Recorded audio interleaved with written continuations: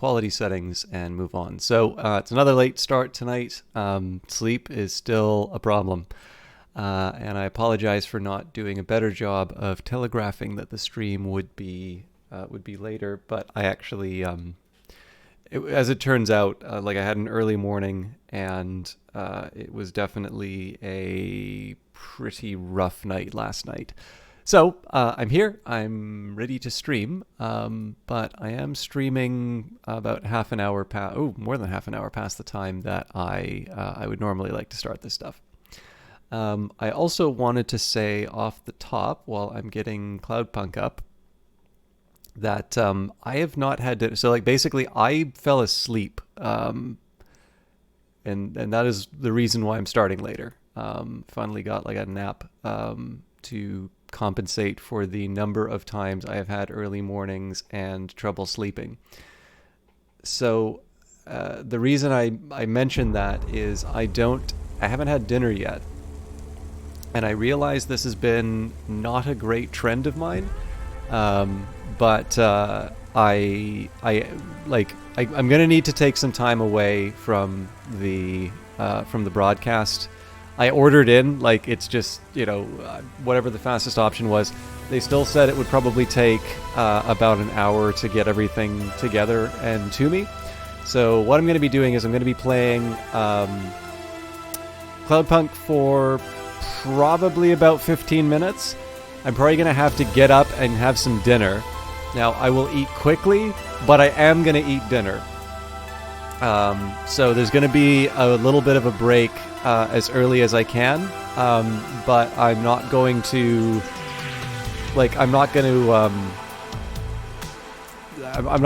delay. I'll maybe, keep chat up or something like that so I can reply. So I apologize for that. But those are the circumstances I find myself under. But let's talk about the game instead of me.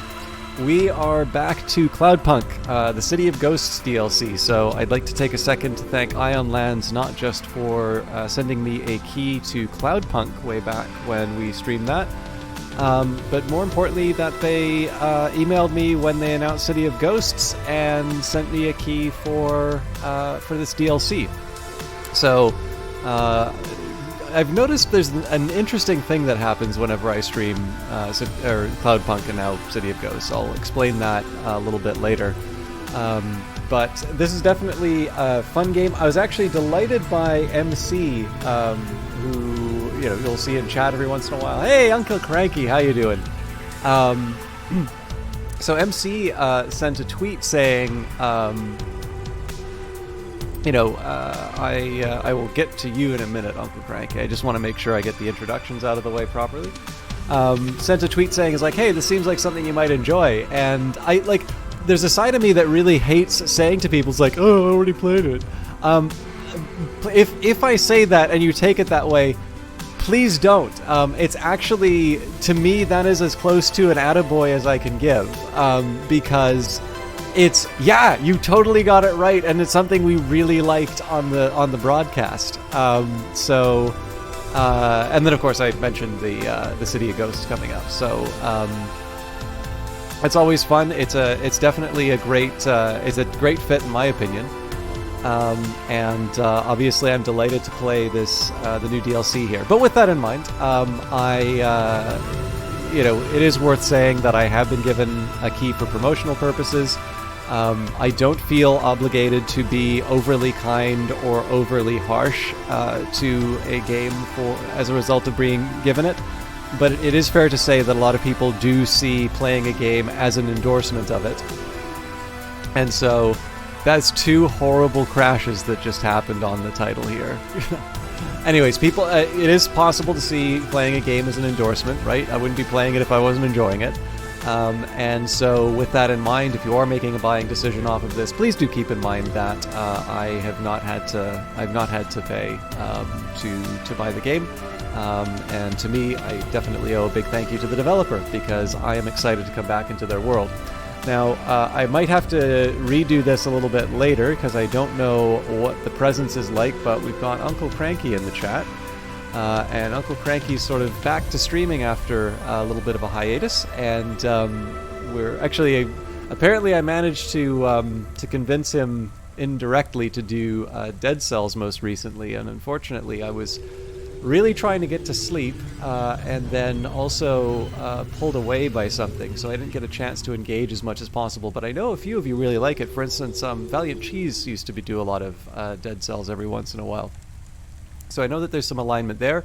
On top of that, he will do he'll do Frostpunk and he'll do Civilization, and he will realize that those games are not for him, so please don't watch him for that. But I noticed lately he has also been doing a few things that are games that really seem to speak to him, whether it's Street Fighter, whether it's Hades, whether it's Dead Cells. These are ones that really clearly are ones that mean quite a bit. They're ones that I have a feeling probably he plays a lot on his own time. And is a New Zealand-based streamer, so I suspect probably will be in a time zone that works a little bit better for most of you. The other thing I wanted to say for today's stream before jumping in too far, one of the reasons I am doing the longer intro, one, it might actually get me a chance to have dinner before I start the game. But number two is I wanted to talk about the interesting thing that happens every time I play Cloudpunk. For whatever reason, it seems to be that the discussion tends to push itself towards different themes or different topics. So, for instance, we've got somebody asked a question about the Roman Empire in chat. Now, technically, the Roman, you're playing Cyberpunk. You don't necessarily think about ancient Rome. It's a topic that I'm interested in. I'm not even necessarily sure I answered the question very well. But what I have enjoyed is that for one reason or another, Cloudpunk really does seem to pull people's questions or comments or ideas, things related either to the themes of the game or just largely sort of the things that make for good science fiction. And I mean, in one sense, it's a bit of a tricky part, right? Because I wind up going on these ridiculously long monologues, walking through the rainy streets of Nivalis, talking about something totally unrelated to the game. And yet, I like that happens. One, because I think to a certain extent, Cloudpunk does let you just sort of stop and smell the roses or the wet concrete and fried food.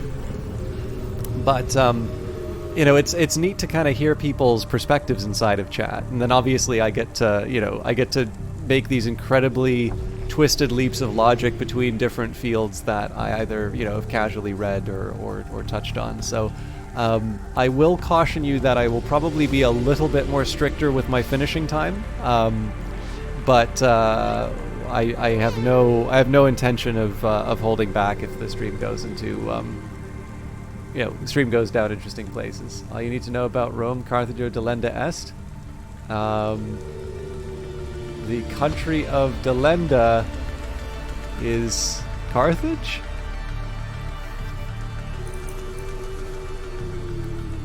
Oh, yeah, no, I get it. Please, one salted Carthage, please. No, there's no please there. Scipio, please sit down. There we go.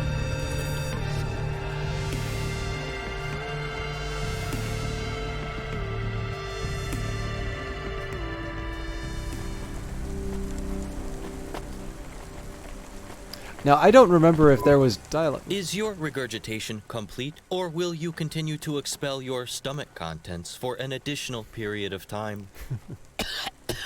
Oh, come on, just give me a minute, man. Unless my memory file is incorrect, Oh, sorry, I believe Kato, I not Scipio. warned you not to eat the eel-infused vodka. Is my memory file incorrect? It must surely be incorrect, as doing so when you had already been pre-warned it was laden with bacteria is highly illogical. Why do you continue to poison your body? If you really love something, you'll let it kill you. You love fermented fish drinks that much? You can be quiet any time now, or better yet, leave. I will accompany you throughout the night so that I might arrest you tomorrow morning at 8 a.m. Additionally, you spent all my CorpSec discretionary funds on pizza, alcohol, and sneakers. And you have already thrown up on the sneakers. No more discretionary fund, and no more riding in my Hava. Unless you can borrow some more money. Or maybe you have some attachment you can use to clean sneakers? That is not an appropriate way to talk to an artificial life form or a CorpSec officer. You're not a CorpSec officer. You're...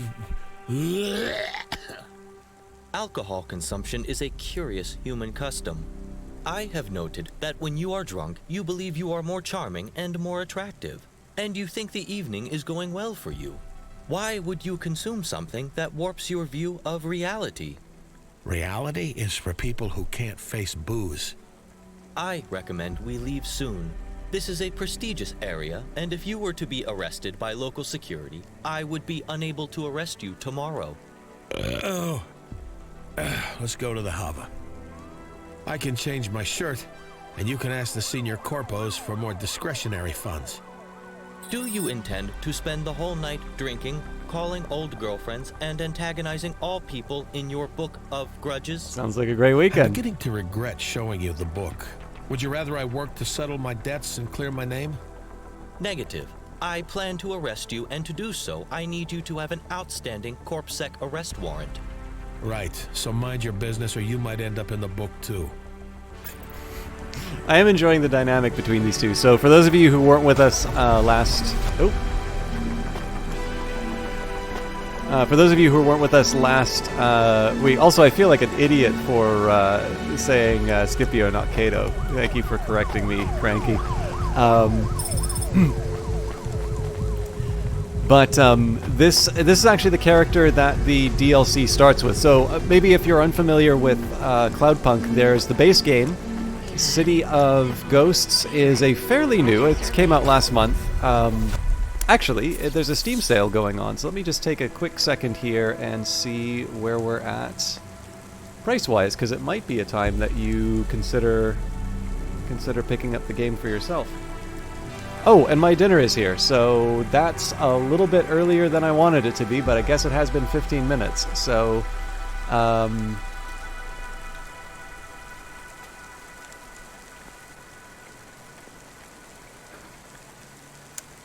Cool. Okay, so if you are interested in Cloudpunk and didn't play the base game, it is currently 50% off, so that's $10.99 Canadian. And City of Goats, of course, having been released last month, is is still full price, $17.49 Canadian. It does also have a soundtrack. There are two separate soundtracks. There's one for Punk, one for City of Ghosts. And what that should hopefully do is speak to how large this DLC is. So this is a standalone DLC, or it's not a standalone DLC. This is I always say that, and it is the worst possible thing I can say, because it is not. You need to own the base game to play this. But this is a kind of full game length expansion to the game. So when you open Cloudpunk, you are going to be faced with a little prompt that says, do you want to play Cloudpunk or do you want to play City of Ghosts? So consider it either like one of those old school expansion packs, or like sort of a separate game if you want. It's not really, but it is its own thing. And I'm really getting the impression these stakes are quite a bit higher inside of this one, first of all. But there's also a few other little details, like I'm starting to notice just a few other little details in terms of things that have been added. I think they talked about racing, for instance, as a feature that had been brought in for the new expansion. So yeah, when we started, it was a quick little introduction to Hayes and the soon-to-be officer, who plans to arrest him at 8 a.m. And then we went right back to Rania, who definitely is wanted by more than a few unsavory types. I'm really debating if I should jump into the Hava now, because apparently there's going to be somebody telling me your food's here. But I bet if I go into the car, you're going to be able to hear the music. Okay, here's the deal, Corpbot. I've got some difficult calls to make and some friends to visit, and I don't feel up to it. Nobody should have to go through what I've gone through tonight. It's too much for one man to take, so you're going to do the talking for me. I do not understand. Don't worry, I'll be right here and I'll tell you exactly what to say. You're gonna do great. Where are we going? First, we have to make a trade with my old friend Gans at his pawn store. On the way, you're gonna call Drox, the loan shark. I do not believe I should be required to. Listen up, Morpho. You're gonna make a great CorpSec officer.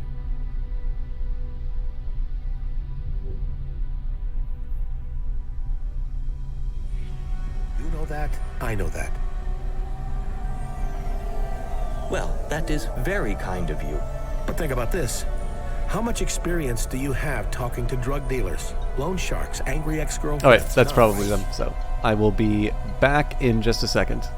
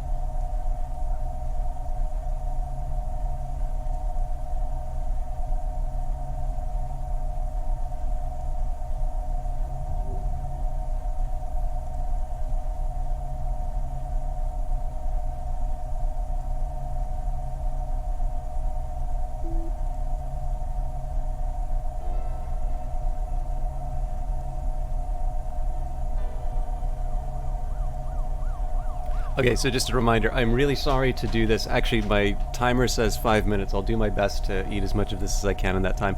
This is my proper dinner. I've not had some food for a while, most of the day, in fact. So I do want to take the time to properly finish this thing and just be done with it. So again, I apologize it's so close to the start of the cast. The timing was a little bit off, but I'm going to, if you want to chat, just type. I will type as well, but I'm not going to subject you all to the sound of me chewing into the microphone. So see you in just a little bit longer. I'll probably say 9:10.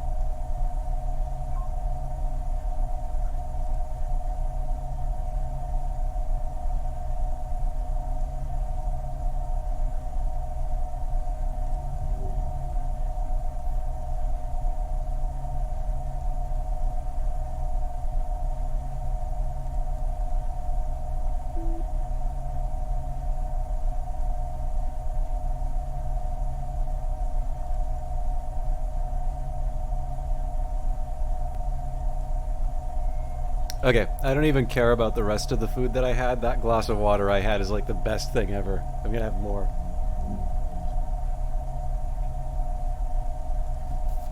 Ah! Alright. So, I'm sorry. Sounds like there wasn't that much music. Which is kind of lame of me. But I'm done. And I'm not going to make that a habit.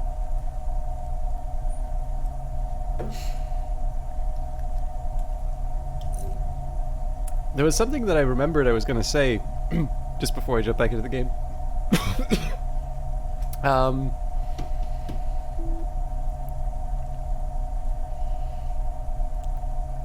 Huh. Yeah, I lost it, so.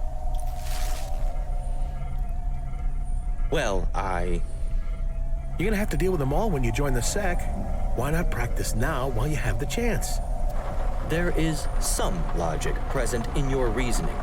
However, Good lad. Now, first we call Drox. Jank, wake up and get Drox on the comm.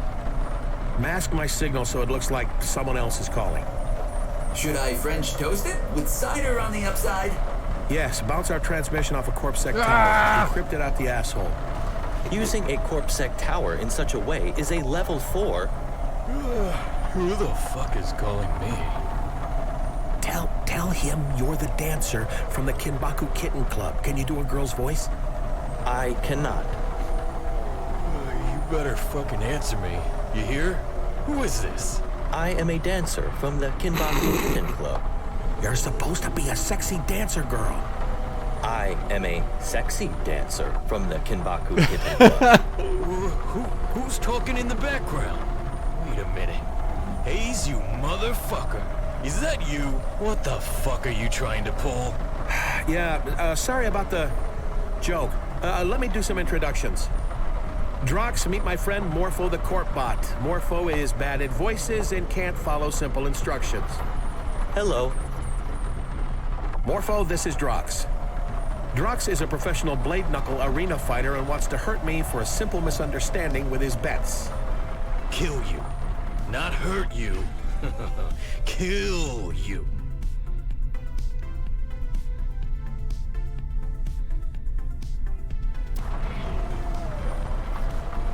Right. Good. Sorry, tea's done seeping. I just need to get it out of the hot water.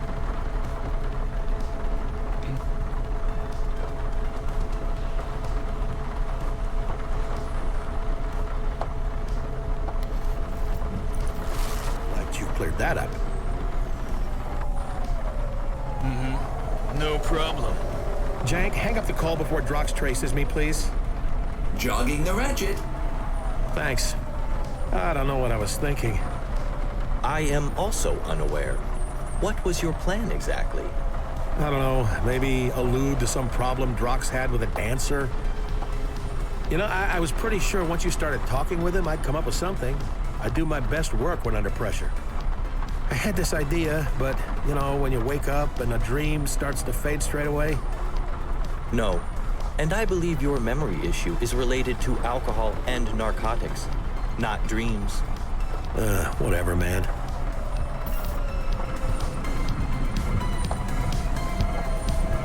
All right, this is not quite the direction I wanted to go. Yeah, I like that little. I like that little bit.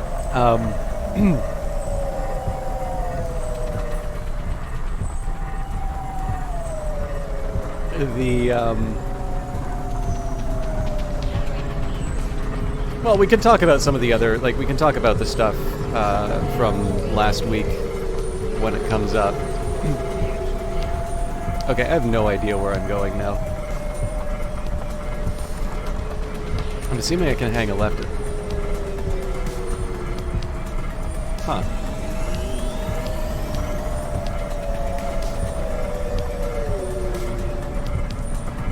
At least I've gotten slightly better at driving.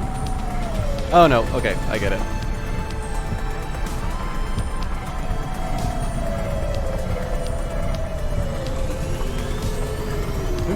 this crazy place.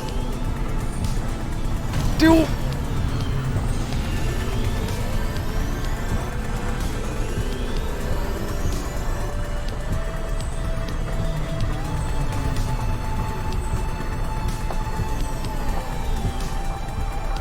Right, I need to find parking.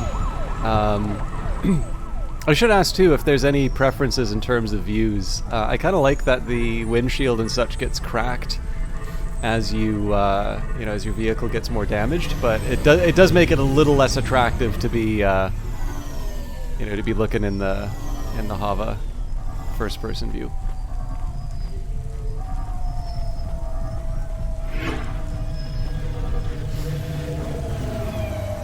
All right. There is also, for those of you who weren't here last time too, so there's a third-person view, and it turns out that there's also, I think it's, what? Sort of a, I guess a side-scroller view, for lack of a better term.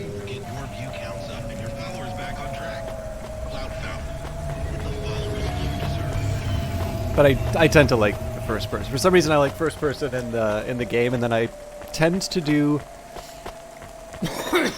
Excuse me. I tend to do third person in the vehicle, just because I'm not the best driver, and it helps me crash a little bit less. But it's not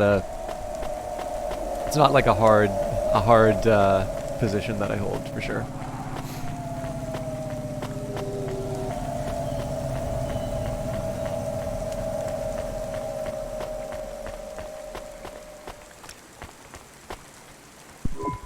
Hey, Gans, long time no see. Get the fuck out of here right now, Hayes. I'm dead fucking serious.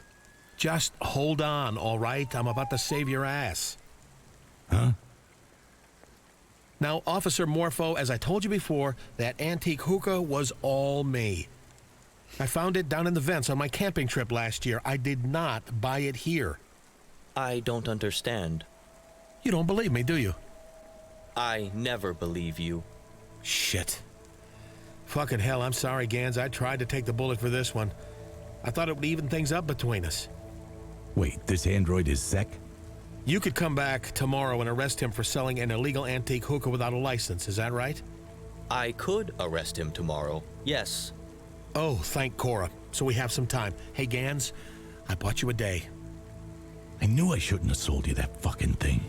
But you did. And in Navalis law, where does that blame lie? Morpho? Illegal trades are the responsibility of all invested parties, and all will be held accountable. Damn it. So you got me a day's grace. How are we gonna sort this out? Morpho is actually a friend. He's not a bad guy for a corp bot. Maybe I can clear this up. He just needs some limbs to grease the wheels, though. You lost all your discretionary funds, right? I did not lose them. You... Yeah, we blew through all his money, but then CorpSec tried to get me to rat you out. They collared you? Yeah, took every penny. I lost my apartment. Damn, for real? Sure. And I can't stand to see the same thing happen to you. I fucking love this shop, man. You work so hard. Well, I'm ruined. Illegal trade. I'll never clear that. I should skip town. Nah, hear me out, Gans. Morpho is my man. He'll clear this up.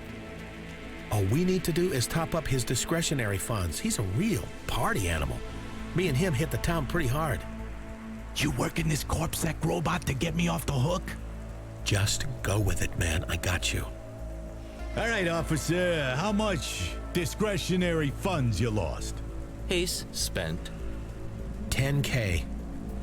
Damn, in Midtown? You don't get a discount at Midtown bars when you're a corpo. Fair play. All right, I can clear the limbs. And, Officer Morpho, I won't see you tomorrow. No, I will not be back here tomorrow. Fine. Here's the cash. You had that much in your wallet? Only safe place to keep limbs is on me. That way, if someone wants to rip me off, they gotta do it to my face. And I still keep old Sandy by my side at all times. Right. Sandy, the son-off shotgun. Well, we're out of here, Gans. You owe me, buddy. You mean we're even? Right, sure, we're even. Take it easy, man. Sorry. So there's presumably going to be dialogue? I do Yeah. not understand what just happened. You considering working your way up to detective in CorpSec one day, Morpho? Perhaps. Although I am already authorized to follow leads and investigate crimes. All officers are trained to use their deductive reasoning. Right. Let's get back to the Hava. We have one more call to make, and it's going to be the toughest one of all. Another criminal? My ex.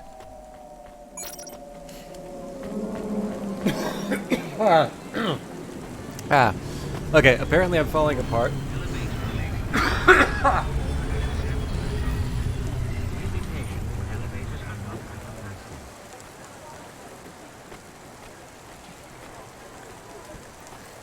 Let's just take a second. I don't remember this game being so sweary. I did double check the rating because, like, obviously I want to make sure that I'm, like, YouTube wants me to tag things appropriately. YouTube's actually kind of helpful. They sort of say that they're apparently a little bit more worried about stuff that appears within the first few minutes of a video, or in the title. Whereas here, you know, I'm sort of relying on the game's PEGI rating, so a PEGI 16, which, as Sean pointed out, is sort of a, you know, a pretty, it is a pretty high rating. Yeah, I don't know. Maybe I'm just more self-conscious about it, or maybe, maybe people really learned how to curse.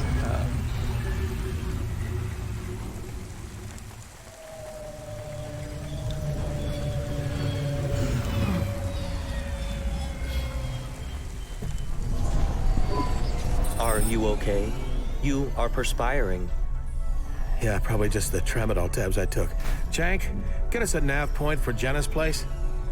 Your distress is not pharmacological this time. You are nervous. Nah, I'm fine. You ready for another call? No. Good. We're calling Jenna J to let her know we're coming over. Jank, get the call ready. Morpho, here's what you're gonna do. I do not want to be involved in any more of your schemes. Last time we went there, you lost your nerve and your lunch. No schemes this time. We'll call her first. Listen carefully, okay? You're just a regular market research droid calling the wrong number, seeing who picks up the comm. No. Clearly, I am incapable of completing these subterfuges. Jank, make the call. Whistling the theme tune to Harpies Dancing. Who is this? Come on, man. I'm doing some market research. I am doing some market research. Right, well, listen, I'm busy right now. Very well. I wish you good. Wait a minute. Who is this? You called me asshole. Where is Jenna? Motherfucker, this is Hayes, right? Listen up, you better hear me, Hayes. Jenna doesn't want to talk to you anymore. You better stop fucking calling. I'm dead serious. Put her on. Put her on now. No way, she's over you. The hell she is. I'm coming up. If you do, I'll shoot you on sight. Not an idle threat, Hayes. I have a 45 and enough limbs to cover the death warrant. I can explain everything. If she told you what happened, she probably has it all mixed up. I didn't do anything wrong. It doesn't matter. No, it's no one. I'm hanging up, honey. Damn it, please. Please. I just need to explain one thing. I gotta talk to her. I'm desperate.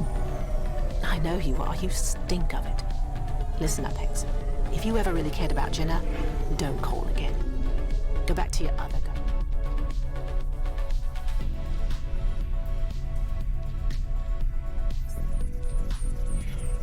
The dominatrix, the barmaid, the fucking stripper.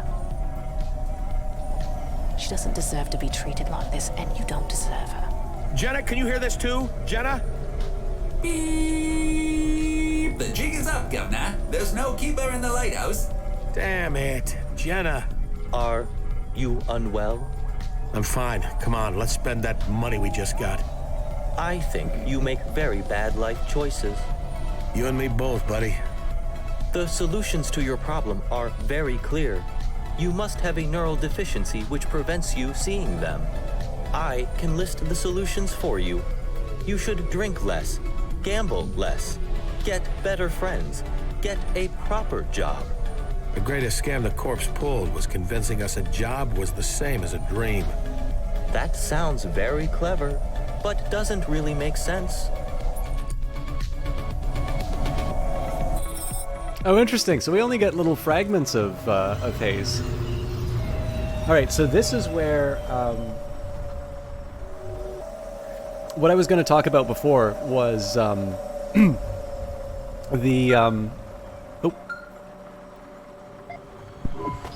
Rania, you there? Still in the holdout pod? I'm actually at the beach. Just ordered a cocktail. You want one? Very funny. You are still in the pod, right? Nowhere I'd rather be, Control, 'cause anywhere else and I'd be dead. Listen up, I got good news and bad news. Bad first, okay? You can't stay there anymore. We have a corp CEO coming in that needs the pod. Great.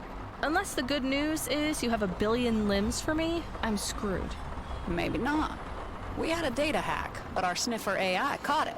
It was a pretty basic rude attack. We could have reported it, but I had another idea. Which was? Well, the hacker was looking for your home address. That's more bad news. That's 2 separate pieces of bad news, Control. Hear me out. We leaked a fake address. I leaked a fake address. You think the hacker was the debt corp that sent the assassin after me? You know anyone else trying to track you down and kill you? Worryingly, yes. Look, I reckon we sent that debt corp on a wild chicken chase. I've sent you a nav point. You need to get out of that holdout pod and out of that area. On my way, Control. Hey, wait, if you fed the debt corp the wrong address, is that assassin going to go kill some random person? I doubt it, Rania. I sent them to an apartment of an old drunk. I doubt they'd be conscious, and it would be pretty clear they're not you, even to a mad assassin android. They're not going to stop coming after me, Control. I'm still screwed. Cheer up, Rania. In Navalis, there's no such thing as a sure thing. By morning, I'm sure this will all have resolved itself. Now back to work, please. There's a package waiting at HQ. Control out. So, I actually kind of like that they give you a bit of a summary at the. I kind of like they give you a bit of a summary at the start because I don't know, like streaming this game especially, it's nice to have a bit of a recap of events. But this is the character that you play in the base game. The base game is essentially your first night as a Cloudpunk driver, and what's really neat about this one, so there's the suggestion in terms of what had driven Rania to the city, and of course here some of those some of that's being expanded on in this game, and what we're contending with right now, so there, as already suggested, there's an assassin after us, presumably from the debt corpse. The idea is basically that your organs can be harvested to cover the debt. So it's not. I don't know if anybody else thought about that as like, how does killing someone recover the money that's owed? Or I mean, obviously killing someone will make it credible that you will expect payment back. But yeah, needless to say, assassinating potential potential sources of recovery or recoupment is not the best choice. But on top of that, we were confronted by a recruiter for a much larger sort of courier company. I can't remember the name offhand, but we're sort of also given basically an offer you can't refuse with regards to the assassin, or just I think probably in general. So I think one of the things I really like about this is that there's a number of things that drive Rania to make the choices. Well, actually, I mean the player too, to make the choices that they do. I think in this, as is probably appropriate for the cyberpunk theme, you are faced with a world in which you have bills to pay, you have things that you need to do, and people are also facing a really difficult time. And while you might want to help them, you also have the very real, you have very real concerns of your own. It's almost a little bit like I think this is Tolstoy's story, where, you go out into the street and you can empty all of the money in your pockets because you're so moved by poverty, by the plight of your fellow human beings. And what will happen is you'll be confronted with just more people, right? People will come around and you can you can sell all of your worldly possessions and you can give that away, and like it doesn't feel like you've made any dent in the problem whatsoever. And so, one of the things that's interesting about the game is that you are given a number of choices in terms of how you react to certain events. You can sometimes, if you have to save people from a certain dilemma, it may be more profitable to get people who are willing to bribe you for passage. But there may be people who are trying to make the world better and have unique talents. And pursuing those talents has not necessarily made them someone who is affluent enough to afford rescue. And so the question, do you save the child's, eye doctor, or do you save the executive? So all of that's really interesting, but I think what's more interesting on this one here is that the dilemmas are definitely sort of like, who am I and what have I become inside of the city, whereas here you've gotten a little bit more familiar with Rania, and there is a lot of pressure on you. So you want to do a good job for the night in the original Cloudpunk, whereas here you are really contending with with the Debt Corp, with the assassin, with a rival corp trying to pick you up. And you definitely, at least for me, I definitely feel the menace in this new one. So again, I definitely like the ambition of the follow-up. The other thing I wanted to comment is I really like walking around this environment. I mean, like, obviously it's got a really unique art style. I know Magic of Voxel definitely had a moment with some of Sir Karma's posts, Sir Karma being the one who ultimately wound up working on Industries of Titan. But, sorry, I tried to lower my chair, and I seem to succeed in blocking my view of the monitor. But yeah, Sir Karma is definitely a big ambassador for Magic of Voxel. Now, obviously, that's not the only way of making this kind of art. But man, does this sure look impressive. I really like just the little details on the wall and such. Anyways, we got to get on with the show.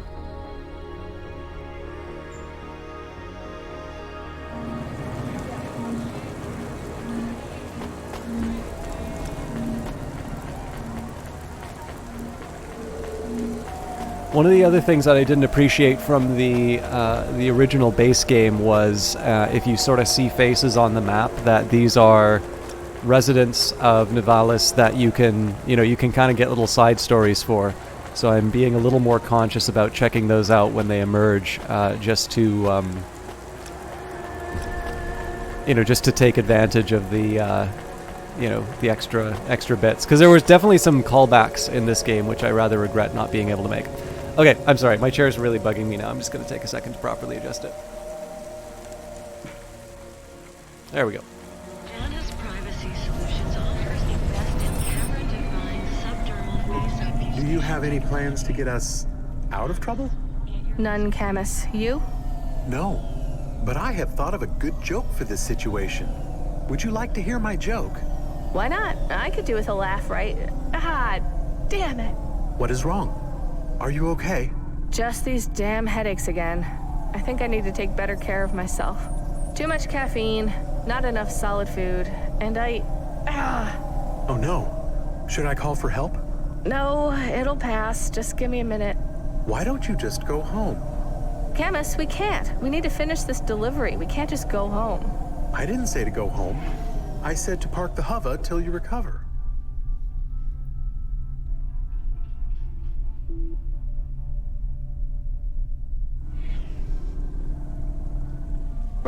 Right. I just got confused. Should I call Control for help? Maybe. No, wait. Habis. That asshole said the drug effects would wear off. Oh, yes. We should get medical help. We should... Jen, get me Habis on the comm. He was a customer. You have his contacts, right? Yes, but contacting a customer is not... Now. Calling.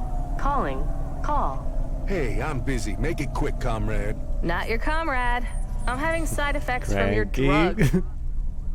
You're the driver who made a delivery while high on Violet Pilot. How you doing, Cloudpunk? I don't care about your drug business. I only care about the damn side effects I'm getting. Why am I getting sore heads? Nausea? Why am I getting confused about things? Those all sound like regular symptoms of living in Nivalis. What the hell? Listen to me, Habis. You stop calling me, you hear? I've got clients right at this minute waiting for me. There's a young lady here who's about to buy 3 whole crates of... Just help me, you miserable old man. I'm desperate here. Yes, that's a final price. Yes, of course. That will be $10K. For the whole case. Yeah, sure, little girl. Deliveries. Yeah, I got one recently. She's trying to talk to me on the comm right now, actually. No, it's okay. I'll hang up. Don't you dare hang up on me. I said I'm desperate. Just tell me what to do. Every junkie I talk to is desperate. I have a gun, you know. You better keep away. What do you got over there? Why are you walking to... Hey! What is that? A knife? Get away, girl! Habis? Habis, what's happening? Her name is Rania. I don't know where she lives.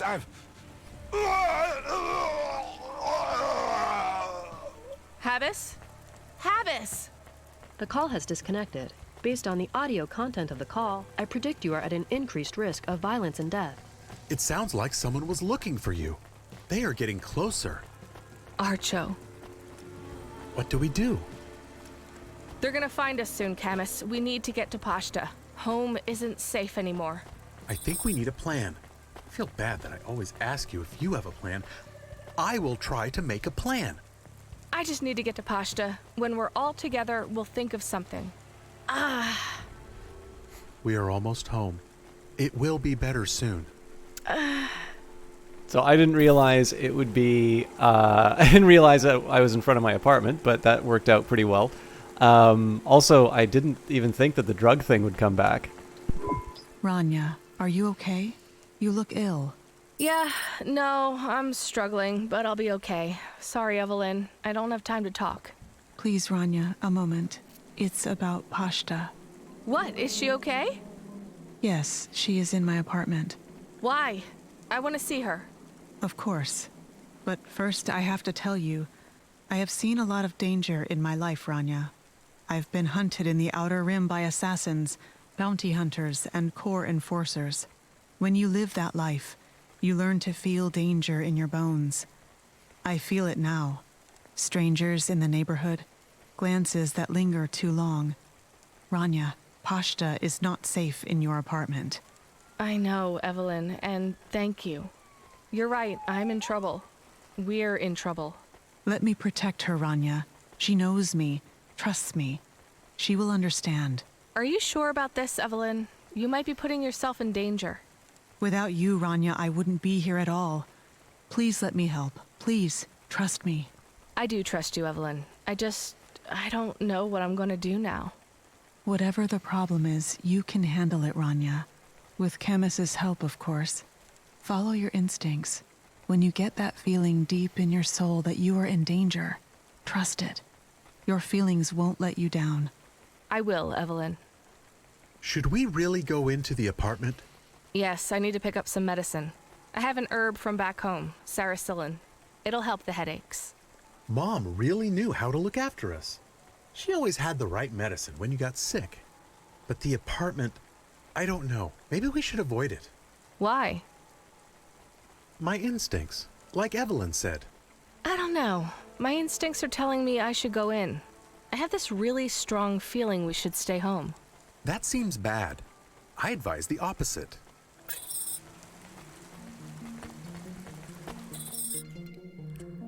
Who trusts a dog anyway? You look so much worse here. You are very pale. I don't feel so good, Camus. As soon as you came in the door, you looked worse. This is not good. It's a poison. I just gotta... You should take the medicine.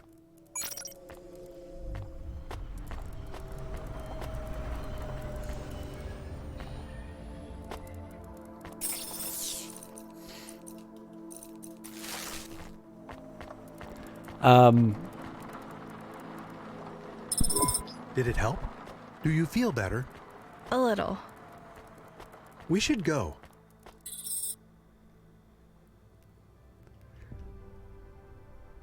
For those of you who weren't here for the original game, Evelyn was someone, if I remember correctly, had basically her memories wiped.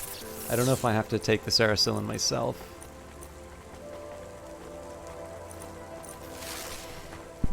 My Looks head like is I starting don't. to clear. The medicine is working?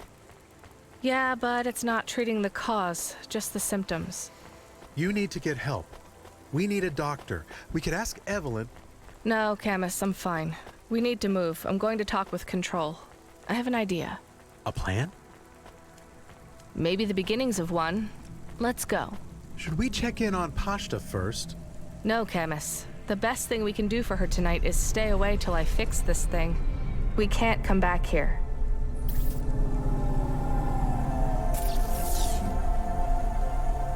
So I just gotta deal with the bot.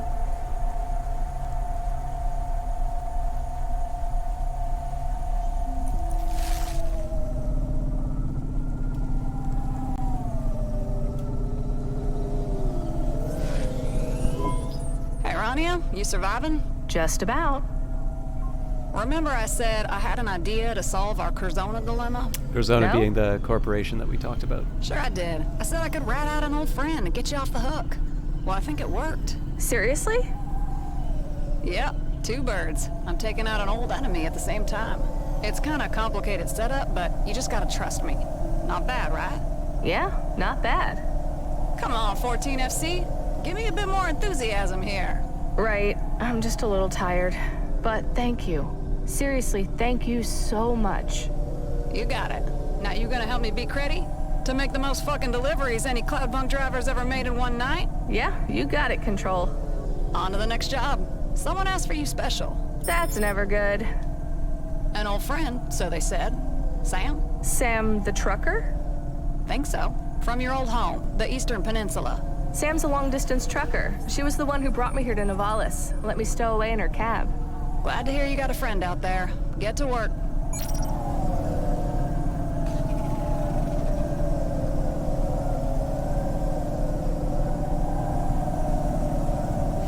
So one thing... I remember Sam. I like Sam. Me too, Camus. I hope she's not in trouble.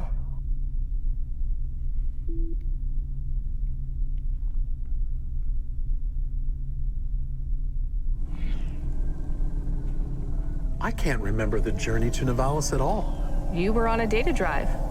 I remember. Or I don't remember. I know what you mean, Camus. Let's go pick up this package for Sam. I wonder what it is. Incoming call from a contact called Sam. Oh, nice. Put her through. Honk honk. This is the hard-trucking Sam on the old Slipslide Express. I better be talking to Rania? Rania. I told you before, it's Rania. And I told you I ain't changing how I speak for no one. You're Rania or you're dirt. And you ain't dirt, girl. I missed you too, Sam. How you been? Same old, same old. Currently skeeting over an ice floe bigger than Novalis. Been in a free-flowing drift slide for gone 2 hours now. A what? Hey, is that Camus? Yes, it is me, Camus the dog. So, you got Camus a new frame just like you said you would. All right. Well, let me explain, Camus. I drive an ice truck between the eastern outposts and Novalis. It's mostly glacier and ice flows. Sometimes lakes if you go through a boreal flare and the ice melts. Wow. Is your truck also a boat? You know what, Camus? It kinda is. I drive a Junction 3000 ice truck glider. It's mostly on skis, but it can traverse water or even dry land, although it's pretty slow when it does. Is it big? Sure is. Near 4,000 tons. Right now, I'm cruising over an endless ocean of blinding white. Got the snow blindness right now, but I'll swap out my optics in an hour or so. I kinda like it, to be honest. They say, in the brightest light you see the face of God. Well, cruising across the Icelands, the rumble of this strontium engine humming through my bones, I feel pretty close to something holy. Wow, I would love to see that. Is it as wonderful as it sounds? It's cold as hell in that cab. All you see is white and it smells like sulfur the whole time. But it is pretty amazing. Hey Sam, what's the package? I'll tell you when you get it, Rania. I'm coming up on a frozen scarp. Gonna have to keep my eyes on the prize. I'll call you back.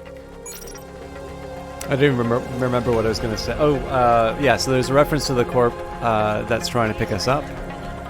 And then Evelyn, I can't remember if I said this or not, but when we'd met her, she had, I believe, had locked away her memories, and we helped her unlock them.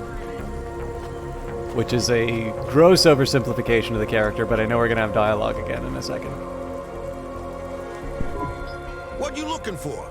Whatever it is, I got it. A signal flare for emergencies, not for Camus to play with.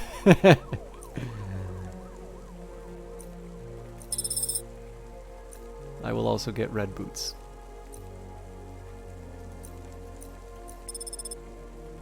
Thanks. Hey, come back anytime, lady. Did I... Hey, Rania, you get the flare? Yeah? Why do you need a flare, Sam? Remember what I said about the face of God? Well, I'm seeing it a bit clearer right now. You in trouble? I lost my navcom to a lightning strike. Took out my satellite dish. Now I can't connect to the positional system array. Need a flare to light the way. Shit. I'm on my way, Sam. Oh, don't stress out, Rania. This ain't no big deal. Happened before. And I found my way back fine without the flare. Got trapped under a frozen lake for a week, though. Don't much fancy doing that again. Right. Sam, the Spire? Don't worry your head. You got clearance to go up there. A big-time CEO wants this delivery to come through. Gave us clearance to put up an emergency flare, make sure he gets his goodies. What are you hauling? Nuts. Wow, a whole hauler full of nuts. Pecan or walnut or... Nuts. Balls. You mean... Testicles, Rania. Ah, gross. Nothing gross about nuts. Folk need them, you know. I had some for a while. Why does Nivalis need so many nuts? Radiation damages them. Low levels of uranium in the city, especially at ground level, means doctors recommend folks change their nuts once every 3 years. It's big business. I find this very interesting. What are the nuts like? Are they soft? They're polymers, Camus. They're soft and they feel like the real thing. Look like the real thing too, if that's important to you. But most important, they work like the real thing. Been a real shortage these past few months. Nivalis needs nuts. Is that printed on the side of your truck? It should be. I'll chat with you when you get the Spire around you. Okay, so first of all, I'm a little annoyed that they let me buy the upgrade 4 times in a row without actually communicating what that I had done it before. And of course I'm going to be... Oh, wait, I get the money back. I was originally going to say, it's like, oh, okay, so, you know, this is incredibly... Hey, come back anytime, lady. This is incredibly convenient, and it seems like if I have to put up a signal flare... I love these.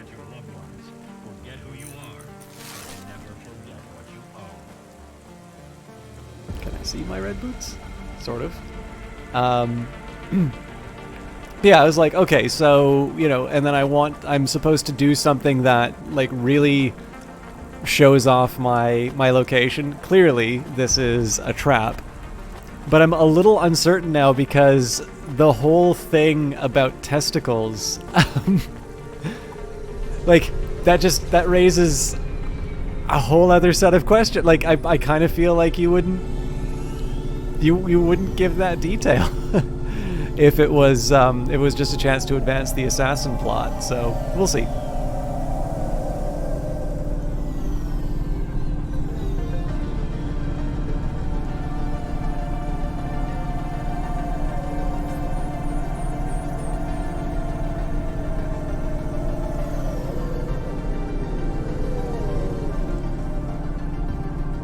That or a bunch of writers in the background are going, "Wah, you have fallen into our trap." That might be one of the tools of the trade. I don't know.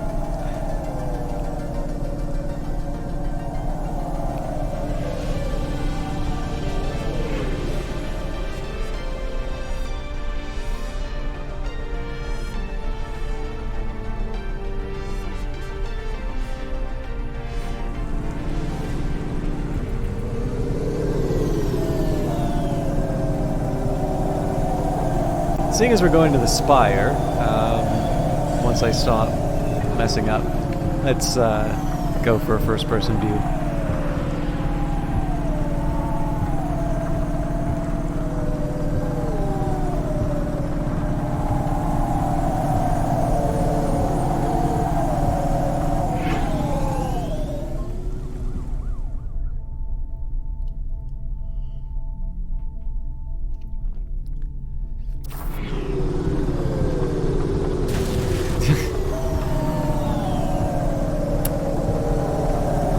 I will confess, it is sometimes I crash a lot, so I can't be too mad about it. But there is something about coming out of the transport and having the game crash into you, like unavoidably, that really sets your teeth on edge, or at least sets my teeth on edge. Can't speak for you. That, of course, is my own darn fault. Okay. I think anytime I'm going to find a parking spot, looks at a longship full of testicles and assassins. Nope, it never used such an idea. How you doing, Olaf? Okay, I am my own worst enemy here.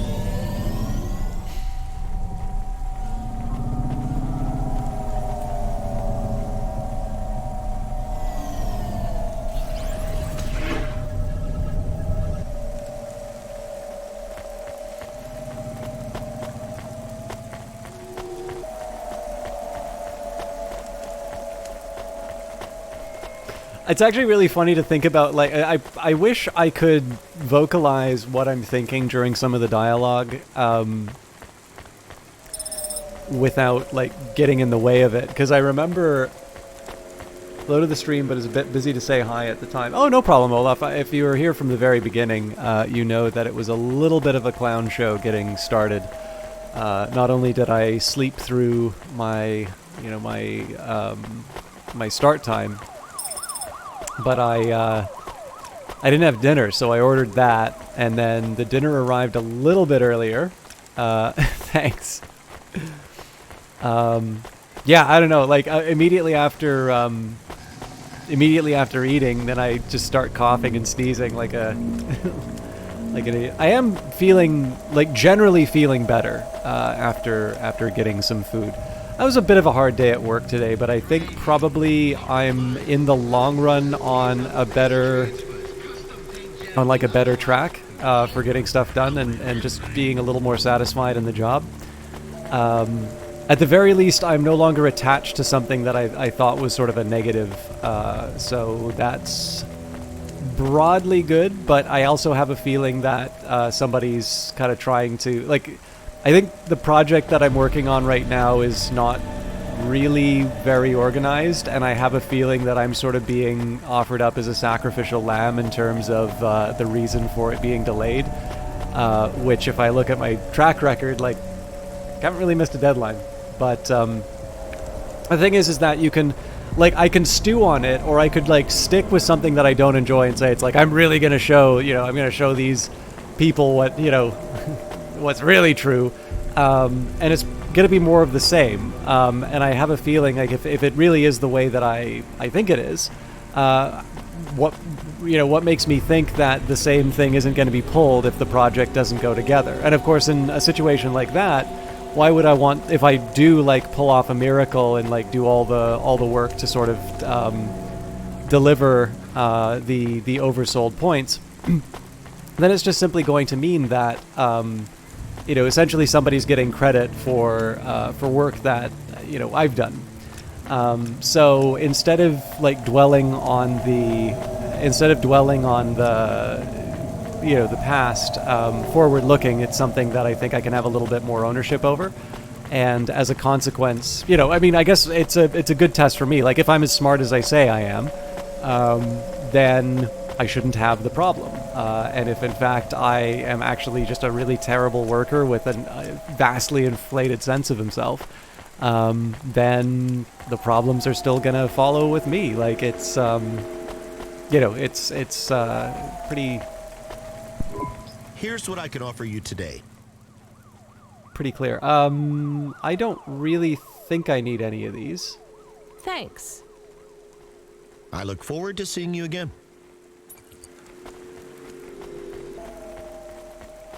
But yeah, so the thing I was gonna say about the dialogue, like, so when they say nuts, and I was like, you know, then they start describing nuts, and I'm like, nuts is a little unusual. But it's like maybe they're gonna do like the Blade Runner thing, right? So, you know, do you think I'd be working here if I could afford a real owl? Like, you know, maybe you know, the idea of nuts and other than synthetic are, you know, is a rarity. And then when they do testicles, I'm like, okay, I really want to see how they're going to sell me on this. And I'm like, oh, okay, no, that's fair. Like, you know, obviously the poisoned atmosphere is going to have biological effects. Anyways. Coming, Camus.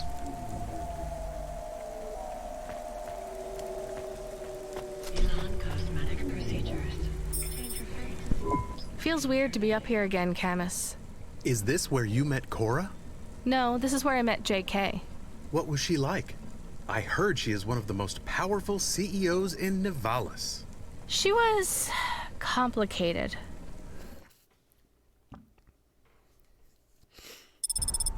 What do we do now? Let off the flare, I guess? Do you know how to do that? No. Point it up the way. Not down. Up at the sky. Not down at the ground. Thanks, Camus. I was going to fire it up my butt if you hadn't given me that advice. Oh no, that would be... I detect sarcasm. I'll try to call Sam. Hey, Sam. It's Ranya. We got the flare, and we're at the spire. Do we just... Yo, Ranya, you keep the flare to yourself, you hear? I won't need it after all. Are you sure, Sam? We're at the spire anyway. Everything okay? I'm down a ravine. A few miles down, I reckon. Oh no. Sam, is there anything I can do? I can call your company, or... Let me set the scene for you, Ranya. I'm looking up at this sheer ice wall. It's crystal. So clear, it's like a magnifying glass. It's reflecting the borealis, lighting up the cab of my truck, a million different colors. I'm pretty sure she's going to die. Actual blue sky. Can you imagine? No clouds. I got my pipe, smoking some smooth Arpa wood resin, and I have a full bottle of glazed bourbon. I got jerky. I got the heater on high because I won't be using my fuel for trucking no more, and I got some time to ponder on the mysteries of life. Is someone coming to save you? I expect so. I put out a distress call, but they still need these balls. Most likely, I'm only here for a week or two before they pick me and my little round pals up and hitch us home. Sounds peaceful, Sam. Let me know if I can do anything else. You still got your flute? I don't know if you play no more. Actually, I do. I can call you later and play for you.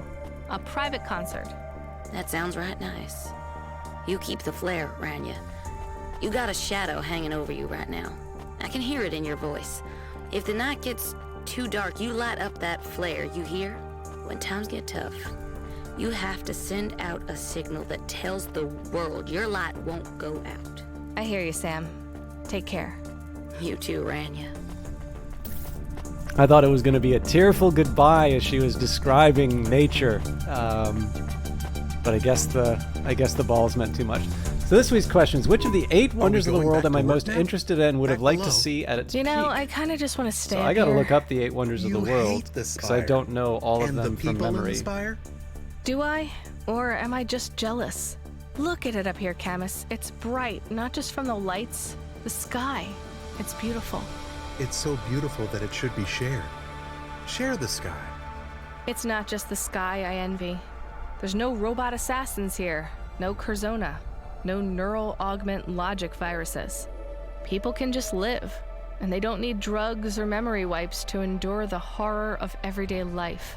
But they still use them. I guess so. Come on, let's go. We're getting suspicious looks. I wonder if you had just agreed to go on the date with Ms. Jate. She might have taken us here? Ava's not Spire. She's Upper Midtown. There is a difference. About 60 million differences, Camus. And I'm not going to date someone just to get to the Spire. Who will you date? Someone I'm attracted to. Or even better, no one at all. What about Coffee Guy? Remember Coffee Guy? I remember. Well? If you like him so much, you can date him. I really don't think I'm built for dating. or romance, or any of that stuff. Can you just be okay with that? Yes. I am sorry. I was being a pushy dog. You were being family, and family is always pushy.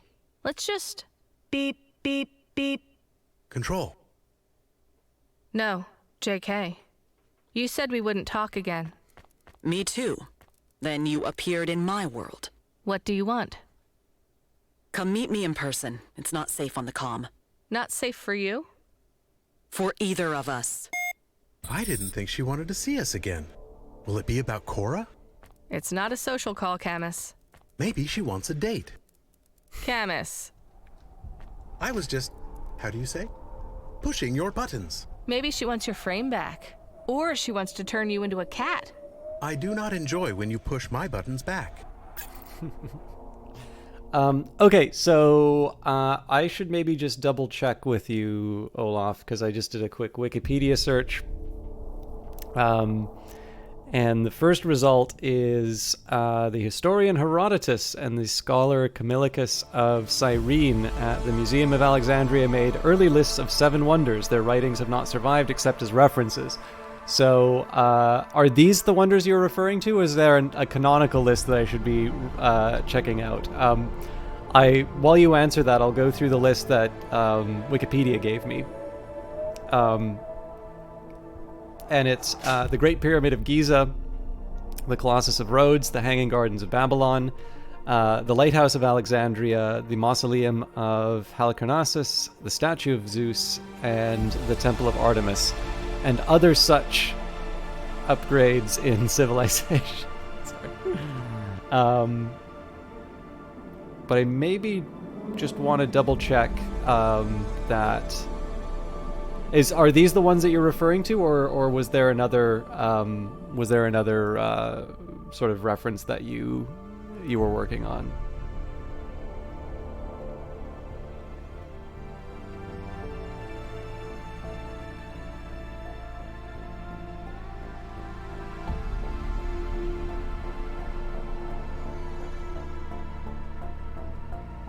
Because for the 7, the wonders of the ancient world, I actually have a pretty specific answer for it. Maybe not the most exciting, but one that's just sort of meaningful to me.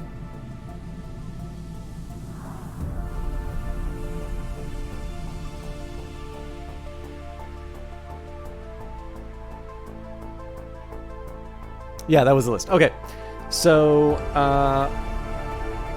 basically, there's... So if you read Nietzsche, he has a different opinion of these things, but convention has left us with the pre-Socratic philosophers. Nietzsche actually refers to them as the pre-Platonic philosophers because, of course, Socrates didn't write anything down. And his view is that Plato, in fact, corrupted Socrates' meaning and sort of put philosophy on something of a dreadful path. That's maybe a bit of an oversimplification, but we're not talking about that. And so the pre-Socratic philosophers are basically philosophers who we recognize as being sort of part of the tradition of philosophy, this enterprise that we now sort of have defined, and of course was not necessarily defined at the time, but exist in this period of time where things were very, I suppose for lack of a better term, like they were undefined. Everybody was sort of working things out. What I mean by that is that these are people who would be working in what we might call natural philosophy in a different time, or a scientist now. So Thales is sort of known for predicting a solar eclipse. You've got a bunch of people who are trying to talk about the sort of the nature of the world to describe what it's made out of. This is where you get the idea of, the world being made of the elements, fire, water, air, earth. Thales was the first, and the one who sort of said that everything was water. And what I find so interesting is that when you read the pre-Socratic, so of course we only have in terms of fragments, And then you read Plato, you can really appreciate Plato as this great synthesis of all that had sort of come before. And it's one of these things. I like this about good criticism, whether it's film or literary criticism. I am very fond of so I actually still subscribe to a print magazine, as appallingly old-fashioned as that seems. But there's this sort of bi-monthly journal called Foreign Affairs. It's readable. It's the sort of thing that you would assume a somewhat educated or at least sufficiently interested individual would be able to read and have a thoughtful, be able to follow, have a thoughtful, consideration of the issues and walk away better informed of the state of the world. And they do a pretty good job of sort of making this package around the theme. So if they're going to be talking about, I remember there was one on race a few years back. There were quite a number of different perspectives, and it wasn't. I think they have like an editorial stance from the founder, essentially saying that it doesn't have an institutional position. It will take it doesn't necessarily take responsibility for the opinions on the page, but it will take responsibility for making them visible. So the idea here being that they don't view it as a propaganda organ, and I think it's a reasonably well regarded series. It's I think probably one of its claims to fame. Fareed Zakaria, when he was editing it, commissioned Samuel Huntington the essay that would become The Clash of Civilizations, and I think it was The Making of World Order, or the Clash of Civilizations book. Anyways, it was originally an article for Foreign Affairs,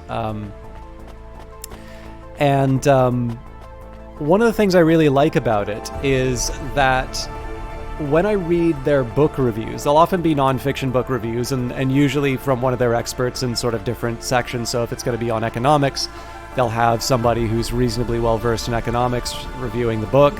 If it's on Russia, then they'll probably take their Russian expert, Middle East, so on and so forth. And what I like about the reviews is that I genuinely feel more informed about the subject having read those reviews.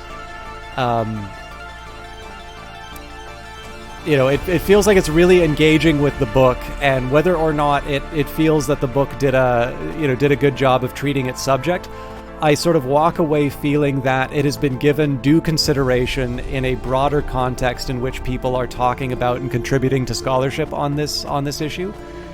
And they're not necessarily any longer than any other book review that I've read, but I really feel that it is something that I could still go and read that work and actually be a better reader of that book for it. So why the digression? Well, I'd read Plato before, and then I actually took a class on the pre-Socratics. I'd also read some of the pre-Socratics before, but I didn't quite get it because it's all in fragments. Plato, I was able to appreciate Plato rereading him as, again, this really interesting synthesis of all of the work that had come before, and of course sort of founding philosophy on maybe some different grounds. I think probably the reason why you would make the distinction of pre-Socratic philosopher would be, at least according to Plato, Socrates is very much concerned about the type of life that you're leading, and that ultimately the what the world is made of, or sort of the properties of the physical world maybe matter a little bit less if you haven't figured out, at least until you've figured out what you're doing and what the right thing to do is. And I may be going a little too far in the argument, but I think it's fair to say that you may not necessarily, like, whether the world is made of fire or the world is made of water or none of these things. I think it would be fair to say that this may not necessarily inform your, your conduct. So one of the big things about Plato is the idea, I think most people will be familiar with the idea of the forms. And the forms are sort of this, at least my guess would be sort of this effort to reconcile two thinkers among the pre-Socratics. So one is Heraclitus, who is quite famous for the statement, "You never step in the same river twice," that basically there's constant change and flux, and that it is essentially meaningless to sort of point to something and say it is the same thing. And then you have got Parmenides, who's an incredibly influential pre-Socratic philosopher, who essentially says the opposite, that change doesn't exist. I think there's a cute little saying of Parmenides, which is to say that, there is only one thing and I'm not it. In the poem that Parmenides writes, there's sort of these two paths that he talks about, sort of the path of truth and the path of appearance. And so that the idea of change and distance and such are, they're, I guess for lack of a better term, when I said illusion, somebody really objected to that in chat, and I can kind of see why. But this idea of maybe to say that, just because things look like they might be one way, we do not necessarily have any grounding in terms of saying that these differences in fact exist. And when you start relying on the senses, you can think down. I just really like looking at all these rays and such. When you start trying to rely on that information, you begin to sort of see the contradictions. One of the big ones is just the idea of saying that something is not. Like, what does it mean for you to say that something is not? Because when you say, it is not, there's something that you are referring to. And it's not very meaningful to talk about what is not, because, the sentence kind of doesn't make sense. If the sentence isn't actually pointing to something, it's meaningless. So clearly you're kind of pointing to it. And again, these are really early thinkers dealing with these problems the first time, and they come in fragments, and a lot of this is going to sound incredibly this is kind of the stuff that you'd expect some stoned, first years to be talking about and thinking that they're very profound. I don't want to go into too much detail, but essentially I think Plato with the forms is trying to reconcile between the fact that we have a world that very much does seem to be changing, and that, Heraclitus may have a point, but that there is this tremendous logical power behind Parmenides' argument. Parmenides' student Zeno, by the way, is the one who gave us Zeno's paradoxes, the one you fire the arrow, but it will never hit its target because it has to cross an infinite number of halfway points. So this is, incidentally, one of the reasons why I think Parmenides was really talking about how there was only one thing. It was not just like a metaphor or not just a linguistic point, but my view that Parmenides really, that I think he was really actually talking about the way reality worked, and that it isn't just it isn't just, we need to take it as a metaphor, is the fact that his student is coming up with these very interesting paradoxes specifically to explain why real world phenomena does not stand up to reason. So anyways, with all of this reading, I was very fond of Heraclitus. Apparently a very difficult guy, and his book is sort of, everybody's dumb but me. But one of the things about it is that he was from Ephesus, and so he deposited his book in the Temple of Artemis, and which is kind of the place where I think it's the place where you would deposit such things. The book is unknown. We don't know the name of it. We only know of fragments from it. But of course, in addition to just the look of it, right? Like the the Greek architecture, the the just like any one of these structures is going to be. I think any one of these structures is going to be incredibly impressive to look at. And it's hard to say one would go to the other. So the Hanging Gardens, if I didn't have the if I didn't have the Heraclitus connection, would probably be the one. And to a certain extent, I just wanted to see how it works, particularly with the description of sort of manual labor pushing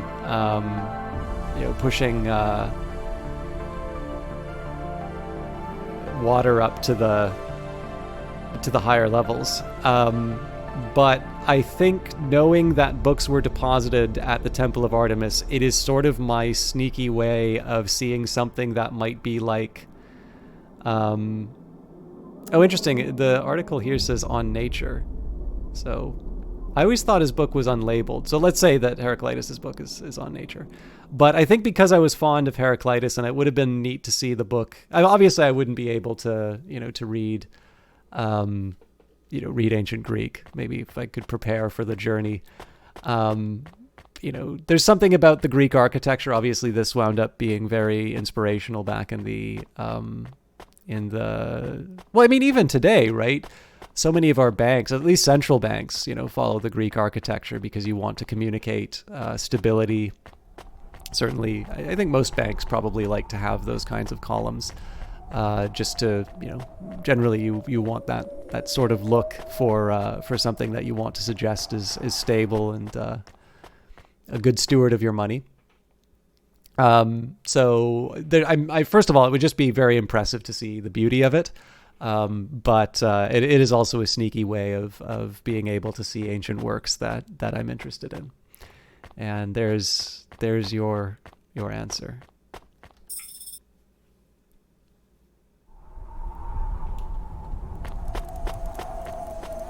I don't think we ever got to see the inside of this.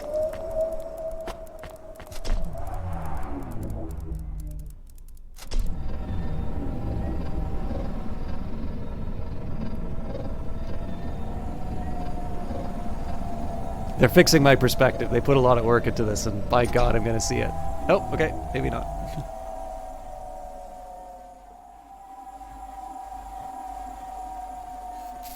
I'll loot the place while I'm at it.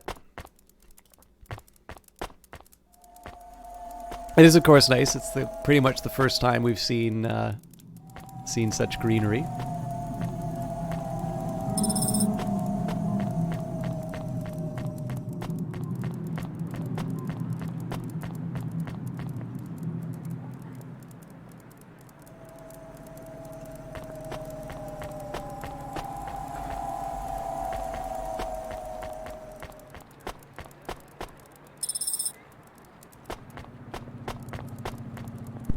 Wow, nice apartment? It's my arboretum. It's like a greenhouse. I grow my favorite trees here. Right. I'd like to have a real plant by my window one day. Wait, you look different. Like an android? Well, yeah. You have questions about my appearance? None of my business how you look. Are you really JK, though? More so than when you last met me. Fine. You're right. I do have questions. What happened to the human JK? I am her. Last time we spoke, I was a ghost. Now I am a golem. Yeah, well, could you start making sense? Because I am still just Rania. And I am a dog. So I see, Camus. Though not for long, I suspect. Why is that, JK? I suspect soon Rania will be dead and your frame will be sold off to a debt corp. Oh no. Does this surprise you? Yes. Not really. Not that you care. I care a little for a few reasons, not least of which is my present physical form. Last time you saw me, I was photons and inertia fields. Solid Light is the brand name, I believe. You were a hologram? Yes, that's close enough. A hologram you could touch. So what happened? And where are you? I mean, where is your real body? Real body is a misnomer, but I'll let it slide. I'm on Luna. On holiday? Not quite. I am dying. Someone once said we are all dying, just at different speeds. Well, I can't outrun you in a hova, but I will win this mortal race. I have degenerative muscle tissues. I'm only free to move and breathe and live because of the low gravity here on Luna. On Earth, I could barely lift my arms. How long have you got? That depends on a lot of factors. To maintain my life on Earth, 3 separate, cutting-edge scientific breakthroughs had to be researched by one of my corporations, Corwin Biotics. One of? Wow. Yes, quite. First, most android frames don't feel like a human form. Whether rubber, polymer, or synthetic flesh, the experience of embodying a frame is unpleasant for a human. This frame, however, is different. It doesn't look much different. While the Model 7 might not look much more advanced than, say, the Nexus a reprogrammed assassin android sent to kill you by a debt corp. It's what's on the inside that counts. What's on the inside? Organs grown from stem cells. But even with this part organic frame, there were still 2 problems left to solve. One of them might be of interest to you. The other will determine your future. Go on, then. To reduce the latency between my human nerve impulses and the frame you see in front of you, I had to strip away much of my physical form. I'm afloat in a unique patent-pending signal transmission fluid called organum. Is it like being in a bath? I like baths. It is not. To make the organum effective, much of my flesh and organic material had to be shed. So what's left of you? Latency is reduced by having a direct stimulus through a fluid membrane that acts like my nerve impulses. To put it crudely, my skin was peeled off, and I float in a casket of organum, overseen by a team of 100 preeminent life engineers. Lovely. What's the third thing? The third thing is... Wait. Did you lead the Debt Corp assassin here? What? No. I mean, I don't think so. You did. My perimeter security was just breached. Control said we were safe because... You will never be safe. This android will not stop. It does not know how to do anything else. Get out of here. You said there was one last thing. Something important you wanted to tell me. Do you not understand? It is inside the Arboretum. You missed your window. You're on your own from now on. Go now! I hear her footsteps. And there's a smell, like burnt cinnamon. I don't think she's baking us muffins, Camus. Run! I wonder if we have to dodge bullets again.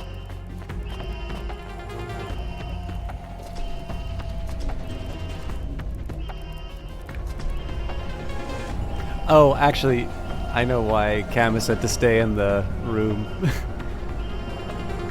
If you don't get to move on elevators. Yeah, I'm pretty sure we're not going to have to dodge bullets until... Something tells me this is not where I'm supposed to be.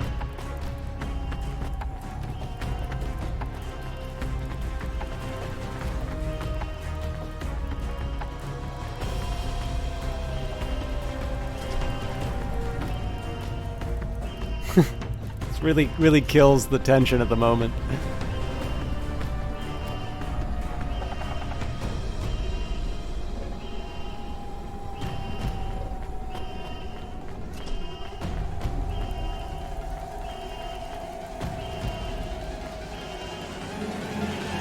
Normally they give you a marker of where you should be going.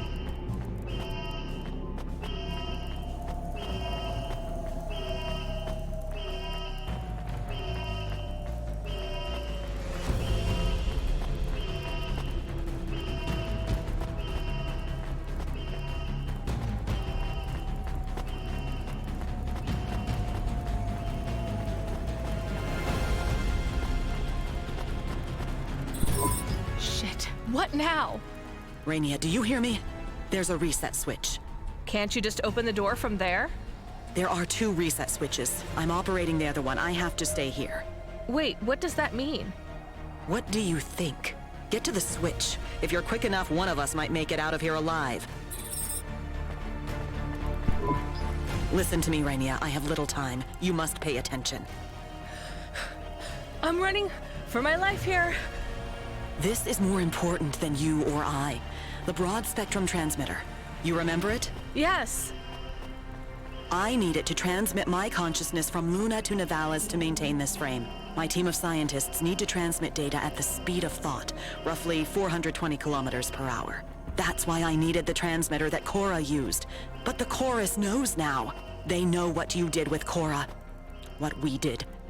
They're powerful enemies, Rainia. Powerful even for me. I already have a Det Corp cyborg trying to kill me. I don't need more.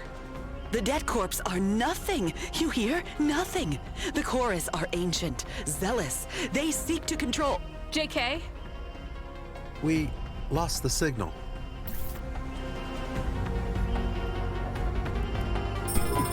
This is the switch. But how does it work? It needs authorization.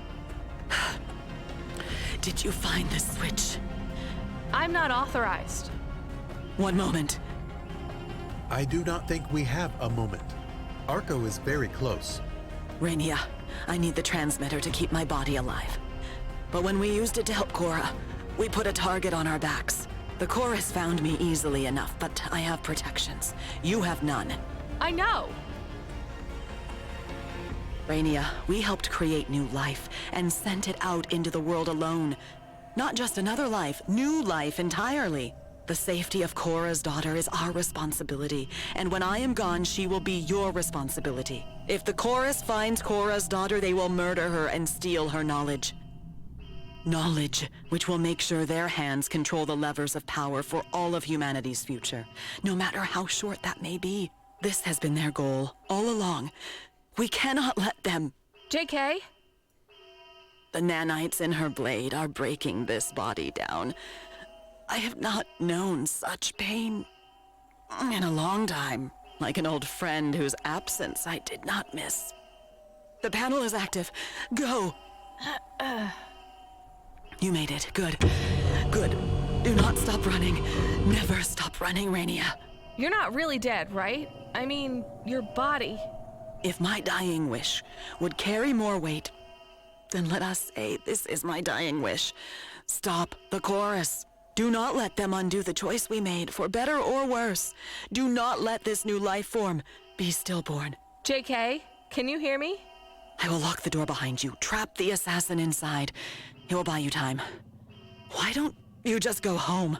I don't understand. I thought you said... I said find the journalist Don V. He will explain how the Chorus are attacking you.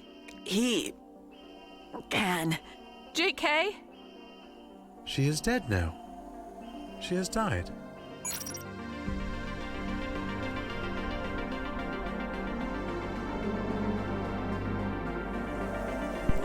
Are you okay? I am detecting that you're not okay. I can't stop shaking, Camus. I can't stop shaking. I am frightened too. I know I can't help much, but I am here. Maybe do the counting exercises Mom taught us? You remember? I remember, Camus. I'll be okay. I just need to... Rania, pick up your comm. Why aren't you picking up your comm? Sorry, Control. I was out of range. Where were you? Doesn't matter. What can I do for you? I can't speak for long. They won't let me. I'm not supposed to contact you at all. I just want to say I'm sorry, okay? I really mean it. I'm sorry, and this will all make sense, just not right now. What are you sorry for? You're fired, Rania. You no longer work for Cloudpunk. What the hell? What am I supposed to do? I have to go. Look, you just have to trust me, okay? I made sure your hovel will stay active till you get home. I could get in a lot of trouble, even for that. Damn it, I can't do this. Control out. Control? Control! What did we get fired for? Did we do something wrong? Everything, Camus. We did everything wrong.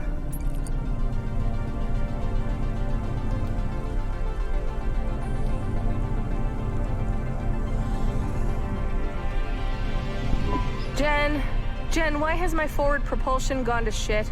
Connection to Hava Automata Gen temporarily reinitialized. What does temporarily mean? It means for a little while. I know that, Camus. Jen, why so slow? Cloudpunk has revoked your ownership of this vehicle. You only have limited mobility repulsors available. Upon returning to your place of residence, this Hava will decommission itself. What the hell, Jen? It is not the automata's fault. Jen is only Everything is falling apart, Camus. I'm just sitting here waiting to find out what goes wrong next. Notification. You have unread messages. From? Pete's Pizza Deliveries. Junk. I don't have time for this. And Grimm's Hava Mall. An unlimited warranty is available on your last purchase. More junk. Jen, we were almost killed, then I got fired. No more disruptions, please. Final message from Amelia Ao. Amelia? When did I get this message? 1 hour, 8 minutes ago. Damn it, Jen! This might be important. Why didn't you ping my comm? Messages were unavailable within the holdout pod. Subsequent to this, you went to the Spire, where connection was... You fucked up. You had plenty of time to tell me. I don't want to hear these excuses. Jen is just trying to help. Quiet. Jen, read the message. Rania, I was surprised to get your call. Surprised but happy. Didn't think you'd want to meet me again, but I'm glad you do. I'm on my way to the roadhouse, but I'll be a little late. Order me a peanut daiquiri. Grab a seat by the window. See you soon. Why does Amelia think we are meeting her? We did not arrange to meet her. Jen, put a call through to Amelia Ao. That contact is currently offline. Shit, it's a trap, Camus. She's being set up. We have to help her. Jen, give me a nav point for the Roadhouse Club. And Jen, after I meet Amelia, we have to find the journalist Don V. Generic Automata Premium Mode has expired. Your automata will now be deactivated. What? Why?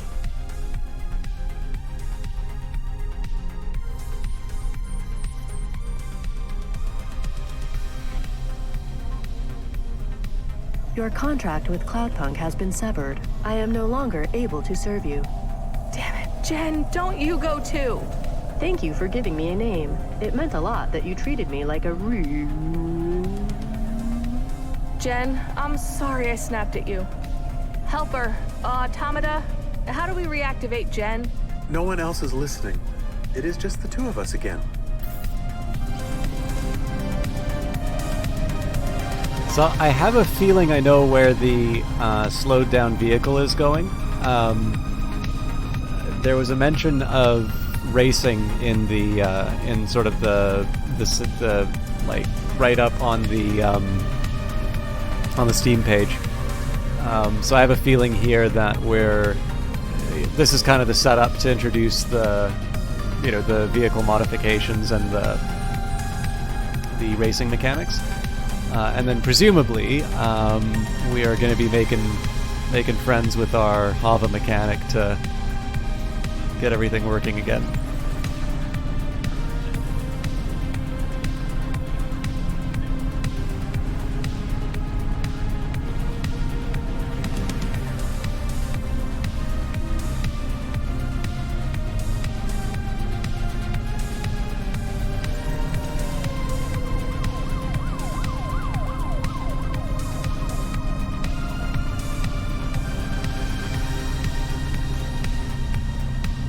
See a face. I'm actually tempted to try and follow up on these just because I've missed them so many times before.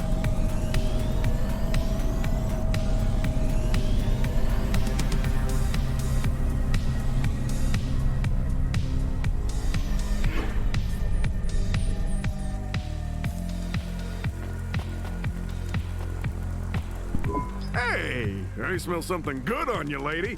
Excuse me? I believe you are correct, my esteemed colleague. This young lady has consumed an item of great gastronomic import. Huh? My distinguished colleague here has detected you've been eating something good. Tell me I'm lying here, huh? Good nose, I guess. Bit weird, stopping people on the street to talk to them about their lunch. Lunch? Oh, I think not, madam. Surely you have suppered at this time of the night. Or mayhap you have partaken of a cheeky nighttime snack? Mayhap. Listen, fellas, Madame is very busy, so... Indeed, pardon our impropriety. Yeah, like he said, we didn't mean nothing. However, if you've got some cutting-edge artifacts of gastronomic interest, we'll give you a good price. You mean you want to buy my food? Sorry, not right now. No matter. Return forthwith if you change your mind. Yeah, come back anytime you've got something good. We'll make it worth your while. like crispy Are you meat sure soup. about going to the Roadhouse Club to meet Amelia? She's being set up, Camus. It's a trap. I agree it is a trap, but maybe for us. This seems very risky. What if it is the chorus? They sound very dangerous. I am worried that you are not thinking clearly. Some of your decisions are... We can't just leave her to stumble into an ambush. What will we do when we get there? I am not good at fighting. My teeth are ornamental. There won't be a fight, Camus. We just have to get in there and get out. If there's one thing we can do, it's move fast. Maybe we should try to call control again? Bad idea, Camus. You have to stop thinking of her as our friend. She fired us. I don't think it was her choice. She seemed like a friend to me. Seemed like. She hasn't protected us from Curzona. She hasn't helped get the debt corpse off our back. She's nothing to us now. I think she was trying. Ben would have helped us. I miss him too. You should remember we can't count on anyone else, Camus. Except each other. Right.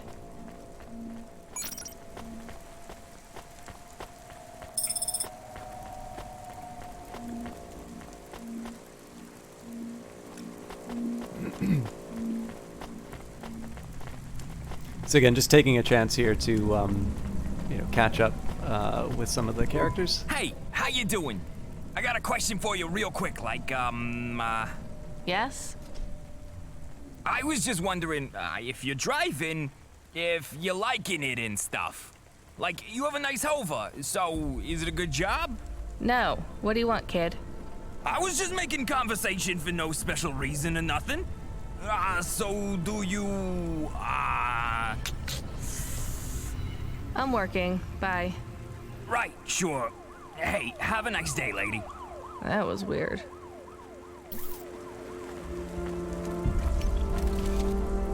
Okay, sorry to do this because I know there have been a bunch of interruptions to the stream, but I have to go to the bathroom, so I'm going to take a very short break. I encourage you all, if you've not done so already, grab a glass of water, stretch, otherwise take care of yourselves, and I will be back momentarily for some more, at the very least another hour of Cloudpunk.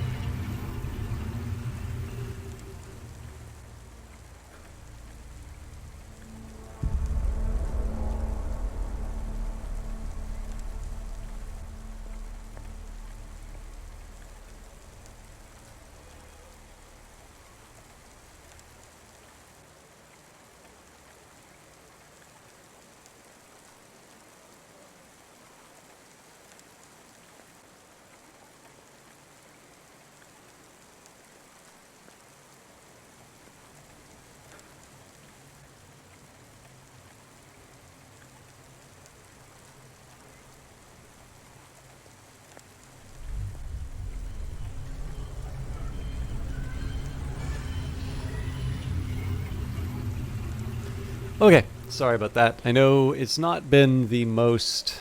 this hasn't necessarily been the most straightforward or easy stream that I've done. I'll try to be a little bit better, but I've decided, maybe just in the interest of, it's not exactly a break here, but I'll just try and I'll walk around and see if we can get some other fancy things. There's a... Hey, cutie. You want to buy some fresh walnuts, or are you looking for a date? Comfortable blue shirt, designer purse, stimulant. I don't want any of these. Thanks for this. Anytime, honey. But yeah, I remember when I first started streaming, and particularly when I would go very late, there was a big incentive to like never take breaks, or to like basically every time that you spent away from the computer would be a time that you'd sort of like lose views and all of that.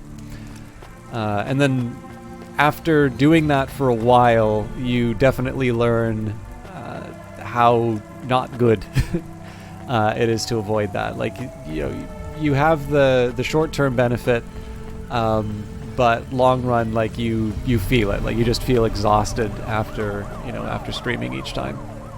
So I've sort of learned to embrace the fact that occasionally there are going to be streams where there's interruptions. I do try to make sure that I'm at least consistent in terms of doing a broadcast. But I sort of acknowledge that there's going to be times that there are more interruptions than others, and that, you know, while I don't want to completely... So, like, I don't want to be the type of person who's just like, okay, well, you know, I just don't care about the stream. I've also learned to not, like, flog myself too much over, like, if it has to be that there's, like, 3 or 4 interruptions to the stream, that's the way that it is. And my hope is that I will do a good enough time on the times when when I have fewer interruptions, that it'll keep you coming back for those times that, or after those times that I maybe didn't live up to my expectations.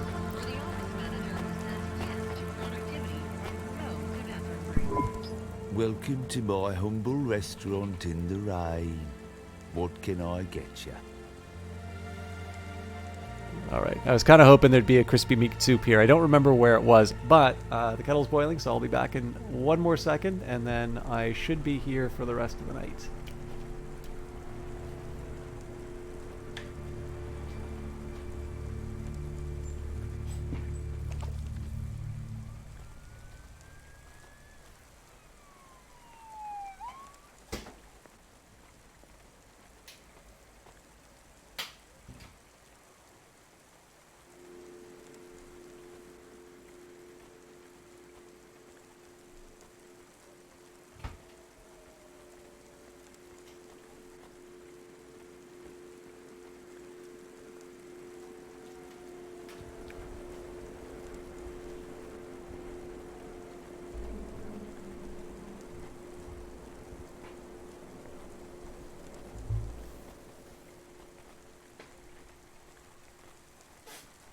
And of course, because I am the way that I am, I quite literally poured hot water on my bare skin, because that's just what tonight is. I'll work through it. Breaks are good and healthy. I wish more streamers took them a few minutes when they needed. Yeah, I mean, I do like, I know Ariella does this in terms of posture checks and like a water bot. I think that's a good, way of handling it. I am feeling this as a result of lockdown. We're going to be getting... Thank you. I think some Don't of the... let all the rain get you down. See you again soon. I think in my province, we will be moving... Like, some of the stores will start reopening at half capacity in next week. But, you know, one thing that I've noted, like, I don't walk as much. And, I mean, I think it was the recommendation I heard was something like it would be best if you could, like, get up and walk around. Wow, I really got myself with that one. Sorry, I'm just feeling the feeling of, I'm feeling the burn.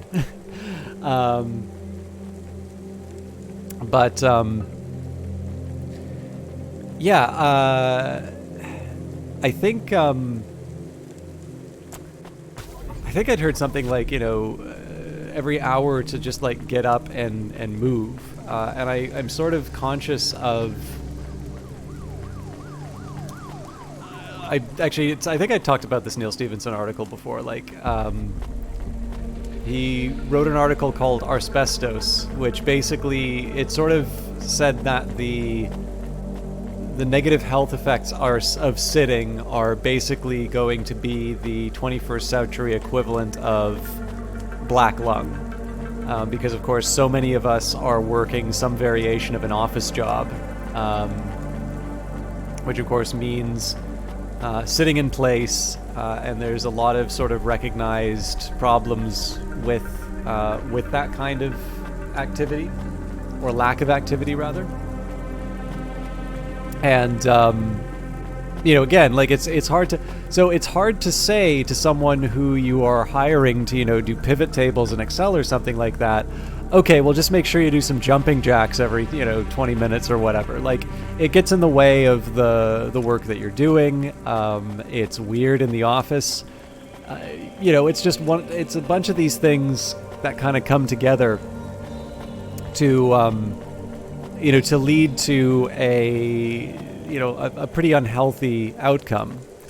And of course, for me, it's been accelerated by virtue of the fact that at least, like, if I'm in the office, I'll like get up to get a glass of water, or I'll get up to talk to a coworker or whatever.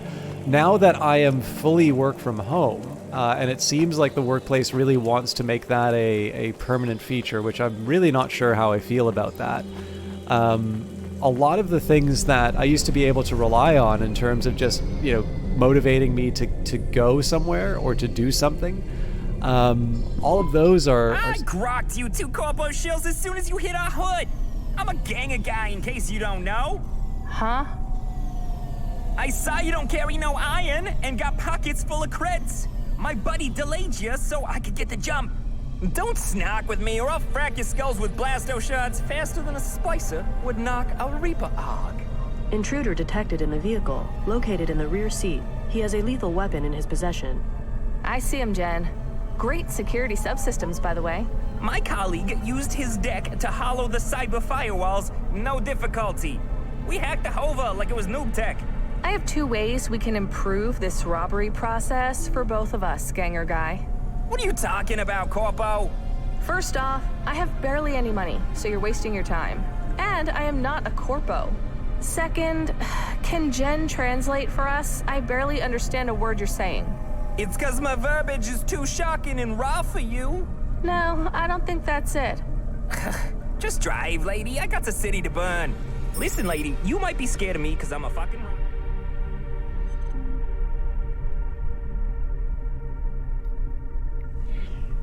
Master hacker, major player, but don't be. I work hard and play hard, but I ain't no villain. It's fine. I've been robbed plenty of times. For real? Sure. Weekly. This is Navalis, after all. So, them other robberies, how was they happening? Am I just like them? I mean, did they say something different? You're doing just fine, Ganger Guy.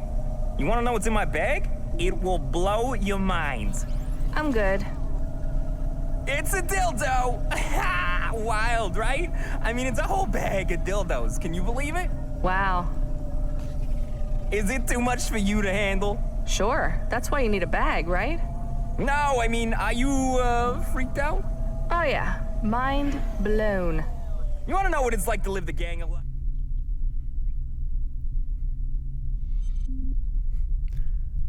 I figure we just get this guy connected with the truck nuts lady. And... a cyborg who side-eyes your girl? I guess. And you sure want to tell me. Well, I can't explain it, yo. You just gotta live it. You can't figure me out, lady. I was born for Navalis. You can do anything here. Switch your flesh for cybersteel. Live your sick VR fantasies. Sell out to a corpo shill, whatever. But deep down, it's the creed you choose that defines the badass you are. You like Navalis then? Like it? I love it. Love it like a ma who dumped me at birth and now wants to bum my smokes and kill my stepdad. Sounds like you had a hard life, ganger guy. It's just an expression, doggy. It's how we real punks talk. Hey, where are we going? Hollow cash machine. There's one closer. Want to go there instead? Huh? Yeah. And make it fast. But yeah, on the break thing, in terms of streaming, it's really hard to... I mean, again, so especially the bigger the streamer, the more... Like, if it's a percentage of viewership that goes, the costs of going away are higher. But it's just one of these things where, you can... Like, a lot of stuff that we do that's really bad for us. Like, there's a sequence of incremental choices that in the moment are very good, right? I guess this is like thinking fast and thinking slow. But, you have... individual, so if you're making an individual decision, if I go on a break now, I'm gonna be able to count the number of. I'm me, not me personally, but if you're a name, right? It's like you're gonna be able to count the number of subs that you lose for maybe just taking a day off or whatever. And then you make that decision, right? You've protected X dollars of revenue on a given day, and you make that decision 365 days a year. Well, you've protected that revenue for 365 days. That's all well and good. You've got you've definitely avoided the loss. It has also meant that without ever sitting down and saying, I am going to broadcast for a year without, without breaks, you all of a sudden have broadcast a year without breaks. Which, again, like, as with pretty much every other thing that I say, it's kind of up to people to decide what their priorities are and what things mean to them.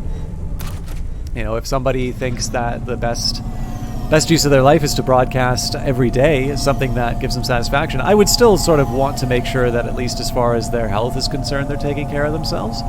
But obviously, I'm not in a position to tell them that what they're actually doing is very bad, and they really should be, reading more books, and maybe get that GED. It's stuff I think that would be good for them, but I'm not a top tier broadcaster. I'm not in their particular situation, and there are a number of qualities that they have that have brought them to their particular position, and some of that also means there's a set of things that they're interested in that maybe I'm not, and it's their agency should sort of be respected in that sense too.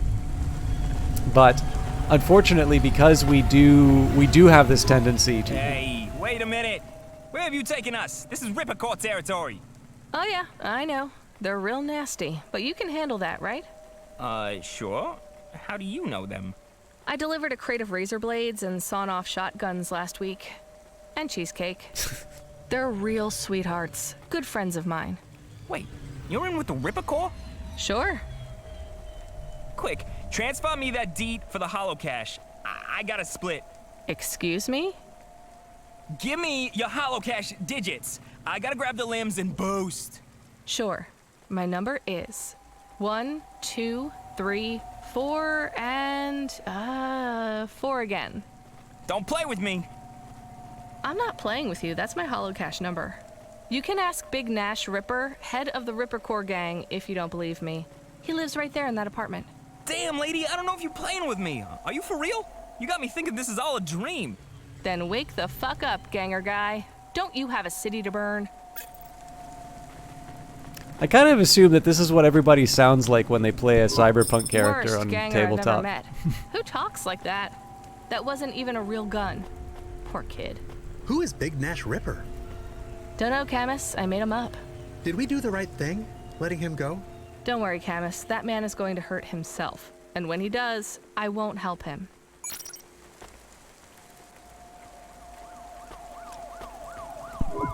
What you looking for? Whatever it is, I got it. Thanks. Hey, come back anytime, lady.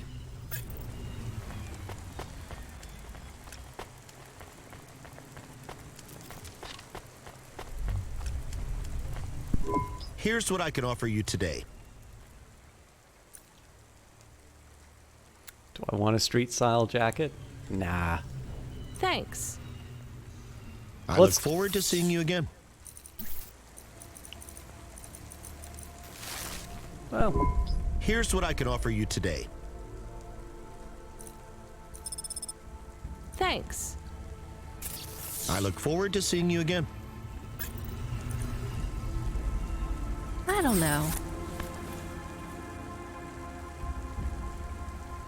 It's okay. These are okay. I love these.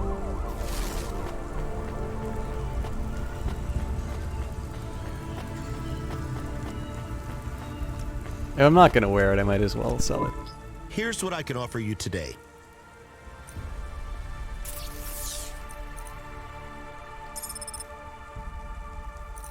Thanks. I look forward to seeing you again. Anyways, yeah, I kind of belabored the point, but it's it's like any of these things. I remember talking about this in W. Shan's sort of his off channel. You know, if you think about building a presence on on Twitter, for instance, or YouTube or that, the funny thing is that now again, I'm going to sort of be talking my own book here. You may not necessarily agree, but and I certainly could probably take my own medicine in this, but I think it would be fair to say that it would be really nice if we could cultivate just a general, I don't know, social contract. Is that a little too? I guess that's probably a little higher than what I mean to say, but it would be nice if we could respect and value people not saying things when they don't have something to say.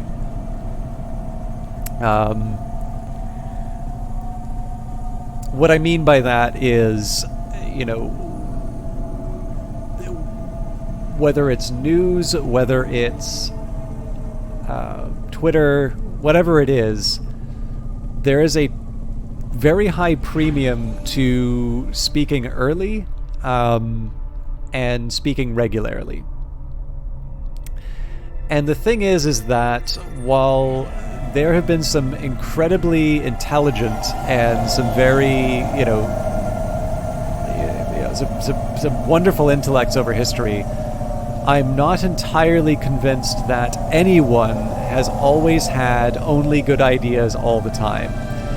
And when I think about my own experience about having good ideas, and when I think about,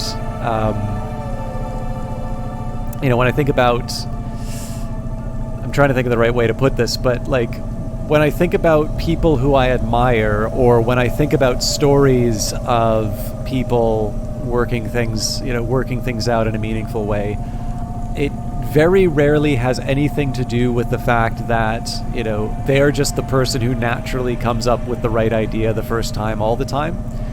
And in fact, very often the really important ones tend to be a case of, hard work and lots of mistakes. So, you would take Edison or the Wright brothers. Obviously, these tend to be inventions which are the product of lots of mistakes, lots of research, lots of errors, particularly lots of time spent thinking about things in a way that other people haven't. I think the Wright brothers actually had to go so far as to generate their own set of tables because their experiments led them to conclude correctly that the existing calculations for a lot of sort of wind and whatnot were wrong.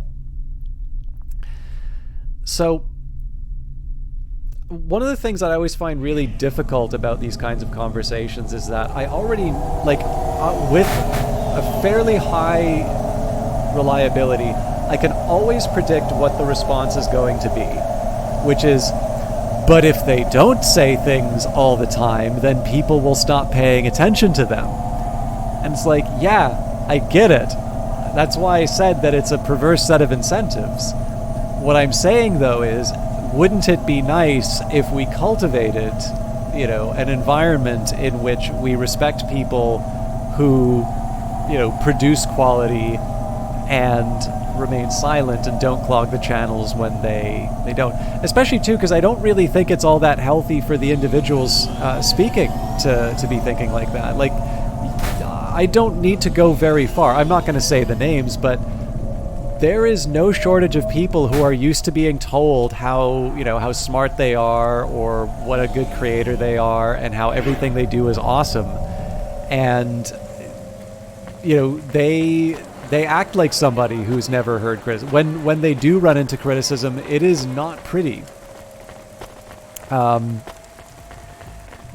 So, the issue here, it's kind of the same as any time I run into a difficulty along those lines, is that I think it's, like, for me, it's fine, interesting, and usually worthwhile to talk about a what if, where are things going wrong and where would it be better if they could go through. And it's not, it's not like I have a direct answer for it, right? So it's like, who do I think should be resolving the copyright issues with music rights holders, because music rights holders are getting more organized? I definitely think that Twitch and YouTube should be making some sort of arrangement, because they have the legal power to do so, and being able to sort of codify the appropriate use for this new broadcasting medium would be great. I know that Twitch doesn't have an incentive to do so, and that, in fact, the current setup is one which works very well for them, because they do not need to accept any liability, and by codifying the use, they very likely will. But it does communicate the fact that we are in the problem we are right now because a bunch of individual content creators, many of which do not make a living doing this, are the ones who are sort of left to interact with these large rights holding organizations. And as a result, we're winding up with worse streams than we would get. We're getting silly things like, better not play Skyrim with any sounds on because you don't have the rights to it. I actually don't know what the rules on that are, but I'm probably going to need to find an answer to that at some point.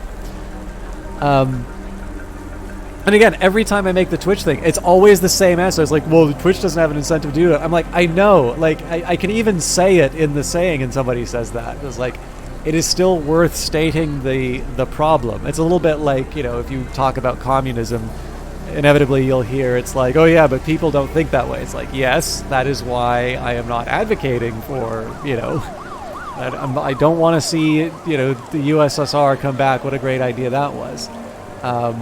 But you can still talk about the ideas, and you can examine the problems that, that are, well, I mean, there's obviously still some true belief. In Canada, apparently the true communists believe that there's enough support for them to have two different parties. There is the Communist Party of Canada and the Marxist-Leninist Party of Canada.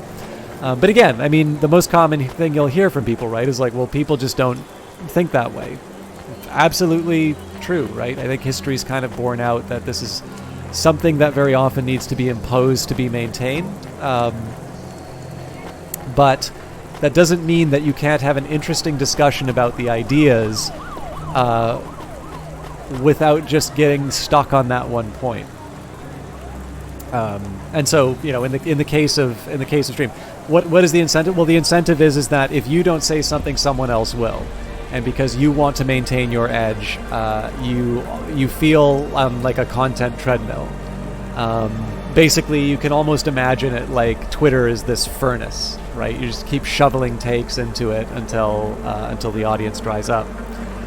But in practice, what is consistent with quality work well, people used to write, well, I mean, they still do, but, books would be a way in which we transmitted knowledge, taking the time to write a thoughtful essay.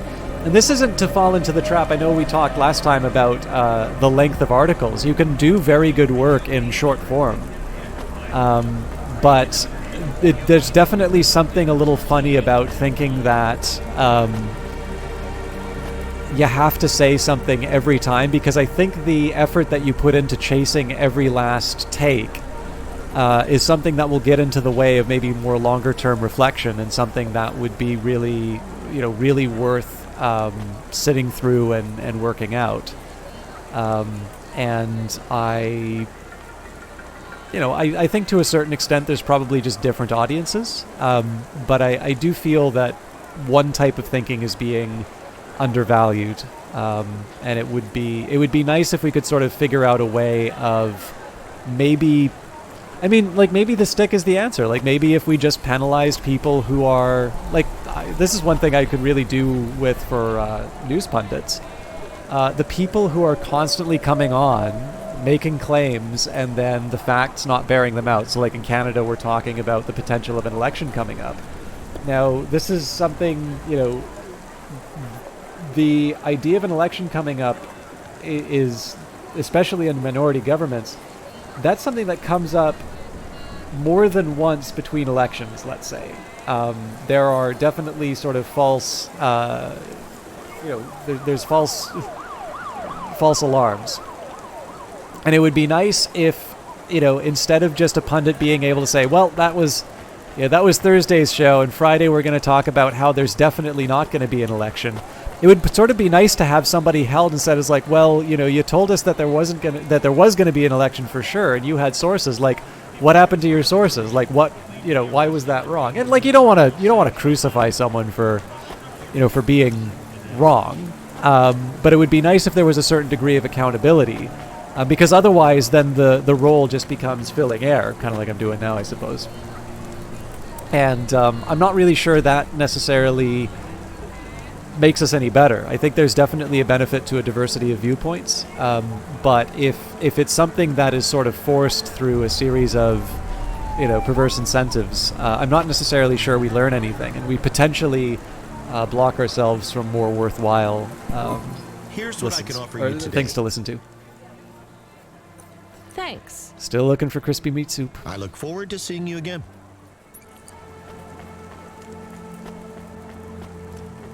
And again, all that sort of ties back to the break thing, right? If you're of a size that you can really measure the impact to your bottom line of taking a break, you're likely not going to. And yet, it's hard to see that that's necessarily the best life that you could live.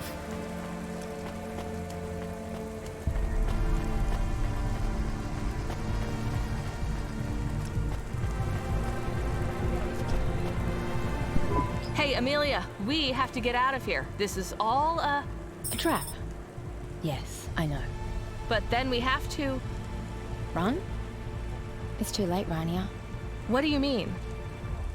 Rubric got to me. I knew he would, eventually.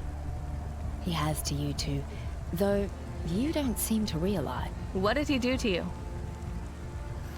The same thing he does to everyone. The same thing he did to you. For what it's worth, I'm sorry, Rania. I'm sorry for what's going to happen next. You've been through so much, and it's only going to get worse from here on. I don't want your pity. Pity isn't real. It's just a word we use when empathy offends our pride. So, what did Rubric do to you? To us? I can't tell you. Why not? Because when you know it's happening, it makes it worse. That doesn't make any sense. Listen to me, Rania. When you gave me the list of names, it worked. I used it against Rubric, but the chorus didn't care. They're not afraid of me. They're not afraid of being discovered. They're not afraid of anything. All they want is information on Orma. Who? Cora's daughter. They think she's more than some mad new AI. They think she's enlightenment, transcendence, the spirit of a new phase of sentient life. I don't know what you're talking about. This has nothing to do with me. Good. Keep pleading ignorance. But know this, Rania. You seem to be the only one that spoke with Cora. You're the only one who knows about Orma. About where she is now. The Chorus are on the clock.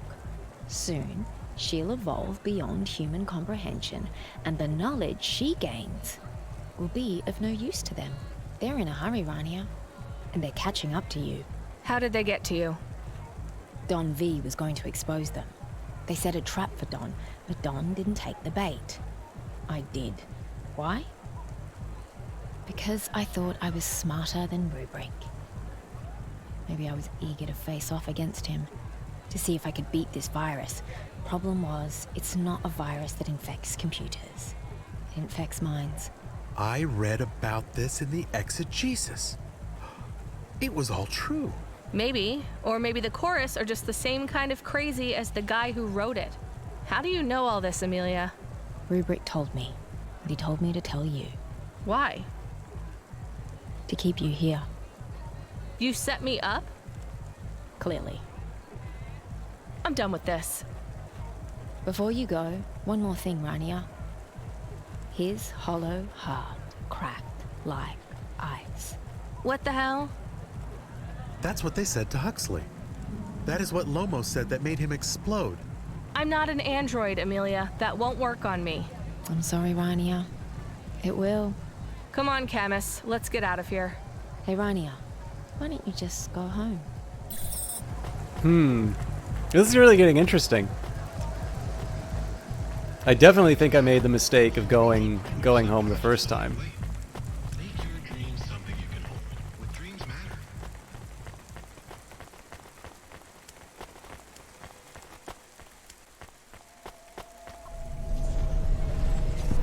Why don't you just go home? Why do people keep saying that to me? Why don't you just go home? Jen, you're back? Camus, what's happening? Why don't you just go home? Damn it, shut up, everyone!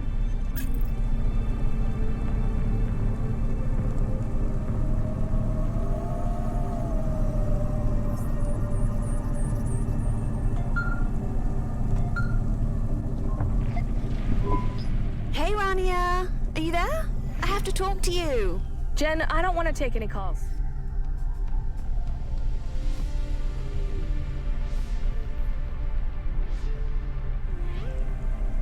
Jen?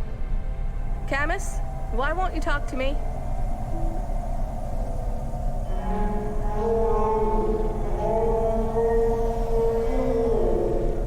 So, I'm hiding out in the restroom right now. You would love Cremeur. Seriously, I just had the salt yogurt milkshake and it was heaven. Anyway, I'm hiding because I have to tell you about Ellie. She is so... I'm sorry, Ava. I've got a lot going on right now. I can't quite understand. Sure, I'll just tell you a couple of things real quick, okay? So Ellie comes in wearing this amazing number. Backless dress, beat-up sneaks. It was the cutest thing I've ever seen. I could barely take my eyes off her. Everyone else in the restaurant was staring too. She was shining. That's nice, Ava. Anyway, I tell her all about you. How I have this new friend who works deliveries. Deliveries! She could not believe it. It's amazing how we're friends, right? Anyway, I give her the full story. How you chose my outfit, all the adorable things you said. How you fly all over the city, meeting people and bringing them packages. It's like you're this visitor who just drops in on people's lives and learns their story, then disappears into the night. It's not like that at all, Ava. Oh, sure, it's hard work, probably. I bet you have to get your own coffee. It must be lonely, too. No friends, no family, no nagging husband. But that's kind of romantic, you know? Just you and the hum of your hover engine and the lights in the city night. Sorry, I'm going on and on. I just have to get home. I just want to go home. Camus. Jen. Why? Disable. Help. Still. No. Few minutes. Sleep mode. Wow, you don't sound good. Well, let me cheer you up. The outfit you chose. You want to know what Ellie thought of it, right? You're not going to believe this. I feel like I'm losing my mind. You're the only person speaking to me. Why has everyone left me when I need them? Huh? Well, don't worry. I'll keep you company. I'll be quick. So, Ellie is waiting for me, and we're gonna have the cream trifle for dessert. But I'll call you later, too, okay? Anyway, about your fashion choices, all I can say is wow. Just close. Careful. Trying. Help. Can't. That's great, Ava. Hey, I have a great idea. How about after my date, I take you out? Look, I know you're working, but what if you didn't have to? Hear me out, okay? And trust me when I say this is not just because I think you're cute as a button. I need a PA. I'm blowing your mind, right? A new job working for me. It would be spectacular. What do you think? Ava, No more deliveries, just me and you. I don't know what you get paid right now. 10K a night? What? No, not near. Seriously? What the hell, girl? Well, look, you won't need to worry about money. I've even got a little place in Upper Midtown. It's yours till you find a place of your own. I'll need you close by anyway. Shopping, lunches, planning my diary. It will be hard work, but we're friends, right? It'll be fun. Ava, I'm in trouble. Poof, whatever it is, my husband will sort it out. He's always saying I need better help. If you have debt or whatever, it isn't a thing anymore. I'll sort everything for you. Seriously, just say yes. Please say yes. I'm in trouble. They'll find me at home, but I have to go home. Then come stay at the place. You can start tomorrow. Rania, do what I say, okay? Just say yes. Yes. Spectacular. Sending you a nav point now.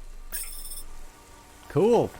I was wondering, I was like, man, I'm going to feel really bad about going home now that I know I shouldn't. Okay. Thanks. I look forward to seeing you again.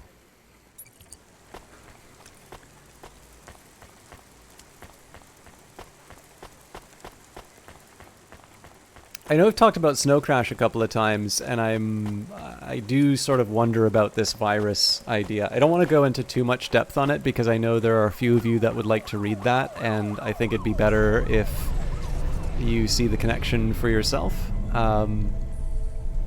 And again, it's not like, you know, viruses in the mind are unique to Snow Crash. But I don't know. There's a couple of little, I don't want to say tells, but there's a couple of details that made me think specifically about Snow Crash. I'm still thinking of that ganger that we ran into. I'm wondering if that ganger's dialogue came from a particularly wretched tabletop session. Oh, neat. You can right-click to activate that. That's good to know.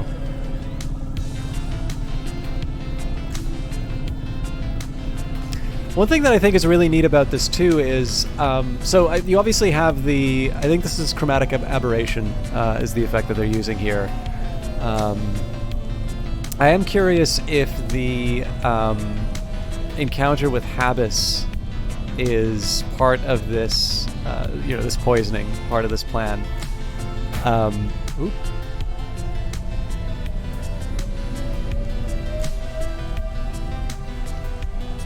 But one of the things that I really like about how they have slowed down the vehicle. So, if you can just zip around the city and you're given the instruction, why don't you just go home? Why don't you just go home? And home is the shorter distance for you. I very much suspect that there is a type of player that just wants to be over the slow business. And because a large part of this game is actually taking place inside of the car, inside the vehicle, you know, it's completely understandable why you may not, you know, why you may just, you know, if you're told it's like, okay, well, you can go home or you can go somewhere else, you know, it seems pretty clear that home's dangerous for me, so why would I ever choose that, right? I'll maybe do that on my second playthrough when I want to see how stuff turns out. What I do think is interesting, though, is once you slow down the car, and there's a cost associated with trying to be safe for yourself, that's actually a slightly, in my opinion at least, a slightly better way of communicating the feeling of the poisoning.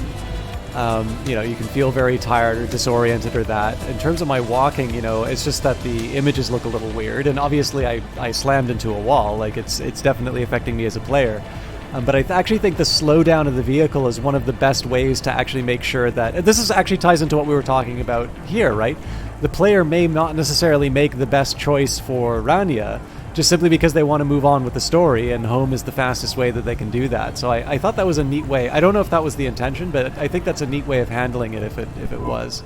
Your face looks familiar. Do you need some stems? I didn't know you were a drug dealer. Thanks. See you again. Soon.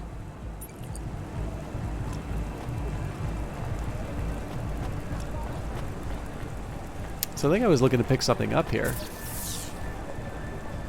Oh, yeah. Turns out it's on the other side, but we're here now, so...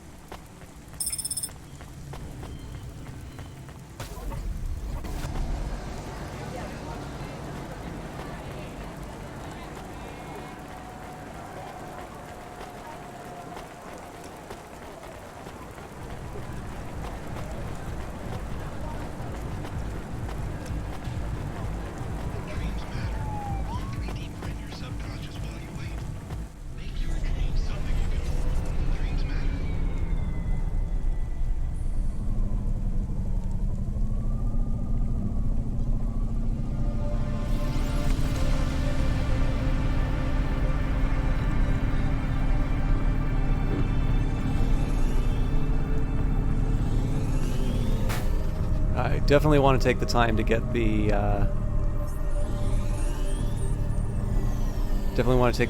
fibers if I can. It's maybe not obvious to me how I do that, but now that I know that they're over here, I'm going to try.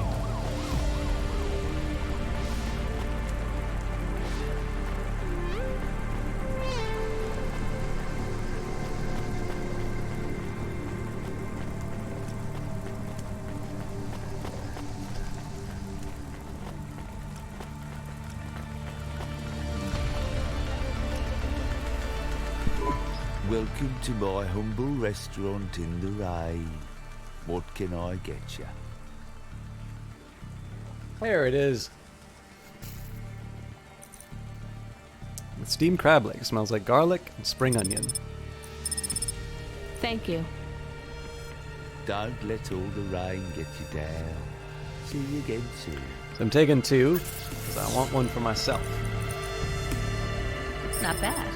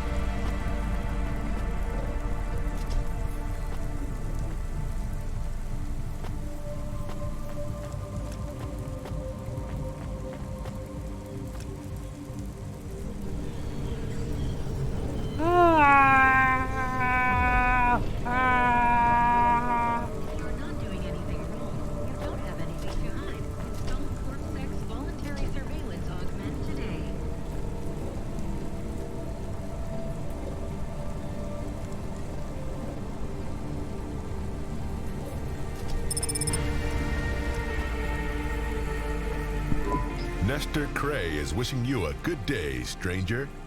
Normally, I don't sell to your kind, but business is hard these days. I'm good, That'll thanks. be all. Nestor Cray will never remember the kind stranger. Alright, so the hope here was to try and get that... try and get the fiber, ferrofiber.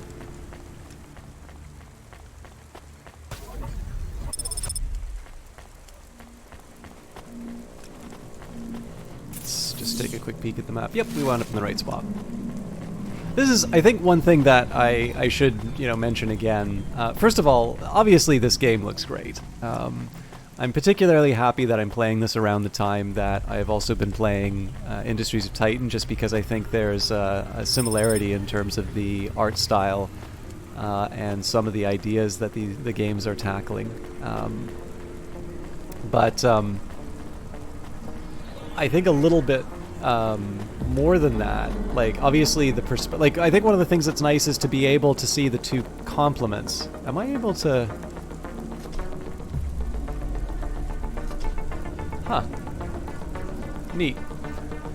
I think it's also really neat to go from, an organizational perspective.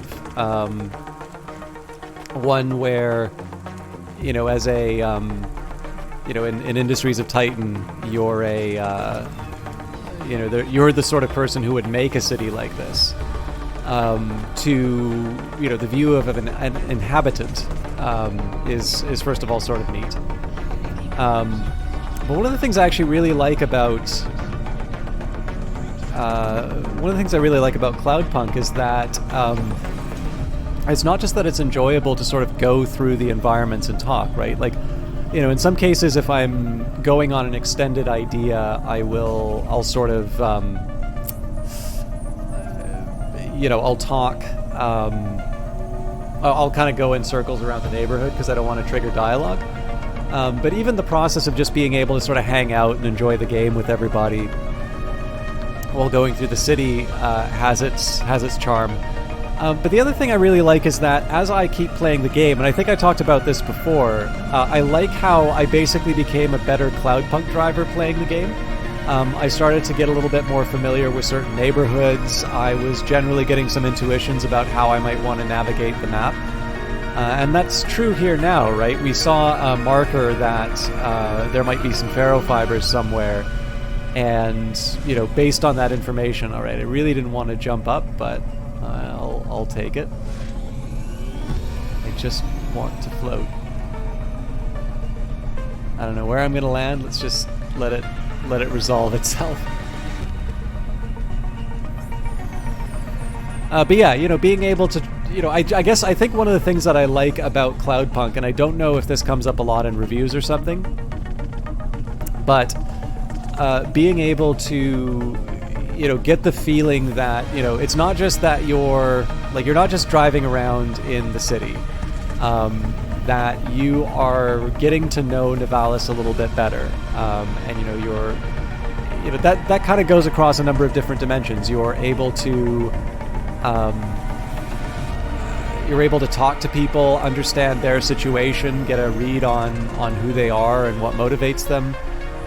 You're able to understand certain neighborhoods a little bit better. And again, this is totally optional stuff, right? Like, this is just me doing one of the side quests of trying to get some ferrofibers.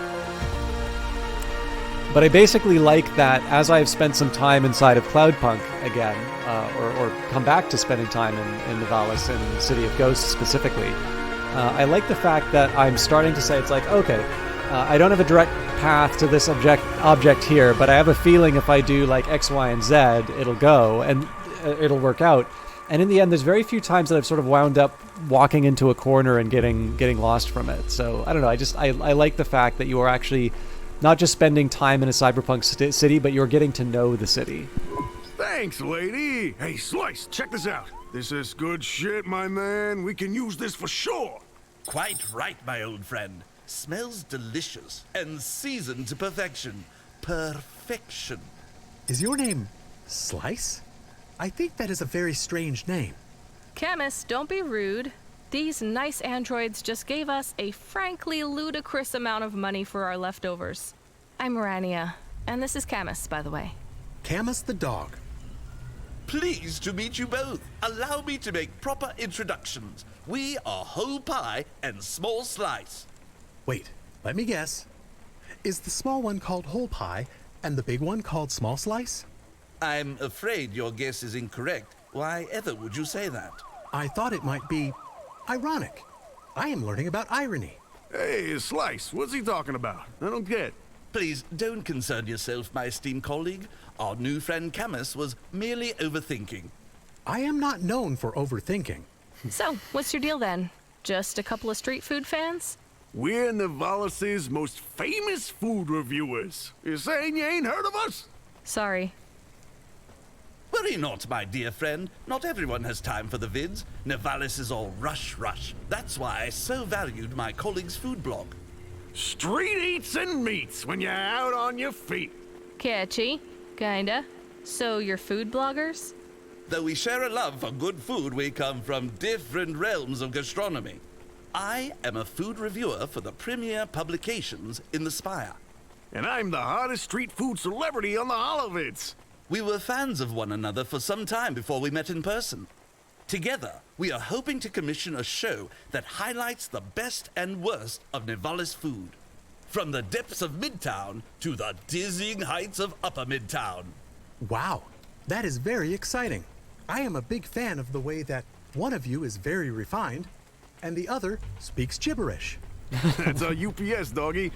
That means unique selling points. If you bring us more food Did to he say sample, we'll UPS? show you I'm more pretty of our sure plans. he didn't say USP. And you'll be rewarded adequately, of course. Why, we could even credit you as a consultant on our show. Just the limbs is fine. I prefer a low profile. Hey, no problem, lady. Just keep the street eats coming. Alright. I am tangled up in my cables. Sorry about this. I'm gonna try and do a little bit of extra time on the stream tonight just to make up for the interruptions. Dells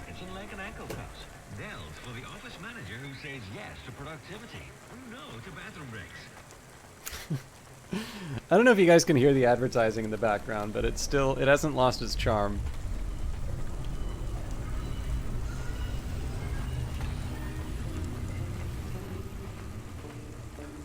Okay. Sell more food to whole slice and small pot. Okay, well, what I think I'm going to do here is I'm going to buy... I'm assuming I can't get away with buying like 11 of the same item. More importantly, that's not very interesting, but what I am going to do is I'm going to start collecting... Every time I see a food merchant, I'm going to buy like one of each. And again, we're going to finally make our way to Ava's apartment. Like I said, I think the thing that appeals the most to me about this one is the really good way in which they're sort of imposing some costs for you to make the good decision for yourself. And not just because I thought it was particularly suitable to the conversation that we had before, but I just generally... I mean, so number one, I really like that the tension of this is ratcheting up. I think there's sometimes a couple of tough choices that Cloudpunk needs to make, so I don't know if you could die in the original game. I can see a couple of situations where like maybe you just take too much damage from your vehicle, but like it definitely very much felt like a game that you would experience. I really don't like the term walking simulator for any game, especially because the tendency seems to be to use it as a pejorative. But what I do think was true for Cloudpunk, and again, I was highlighting this as a virtue, is that you experience Nivalis. You meet people, you understand their circumstances, you get to know the city better as you deliver within it, you learn how to navigate it well. Youth Worship Explosion, prefer the old term adventure game. That's actually not a bad, that's not a bad way of putting it. And again, it's just, I think the problem I have with it, and it's, you know, admittedly probably some baggage that I'm bringing as opposed to, you know, it necessarily being people who are using the term trying to undermine the games, but I just tend to think it would be sort of like calling, you know, the new Doom or like the new Wolfenstein a clicking simulator. Because clearly, you know, clicking to, you know, to Wolfenstein and Doom is what walking is to Gone Home or the Stanley Parable. Like, that is absolutely something you do. Welcome to my humble Completely agree with you. Walking simulator is just disrespectful. Yeah, well, and again, like I think people are like in some cases people are genuinely trying to. Thank you. Don't let all the rain get you down. I think people in some cases are genuinely trying to describe these games, and I think in some cases if you want to,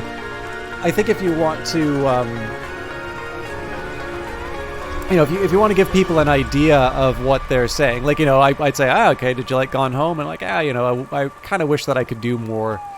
Then it's like, okay, yeah, maybe you won't like, you know, maybe you won't like this game. That takes a lot of words to say. Whereas if I say walking simulator, I think most people understand what that is.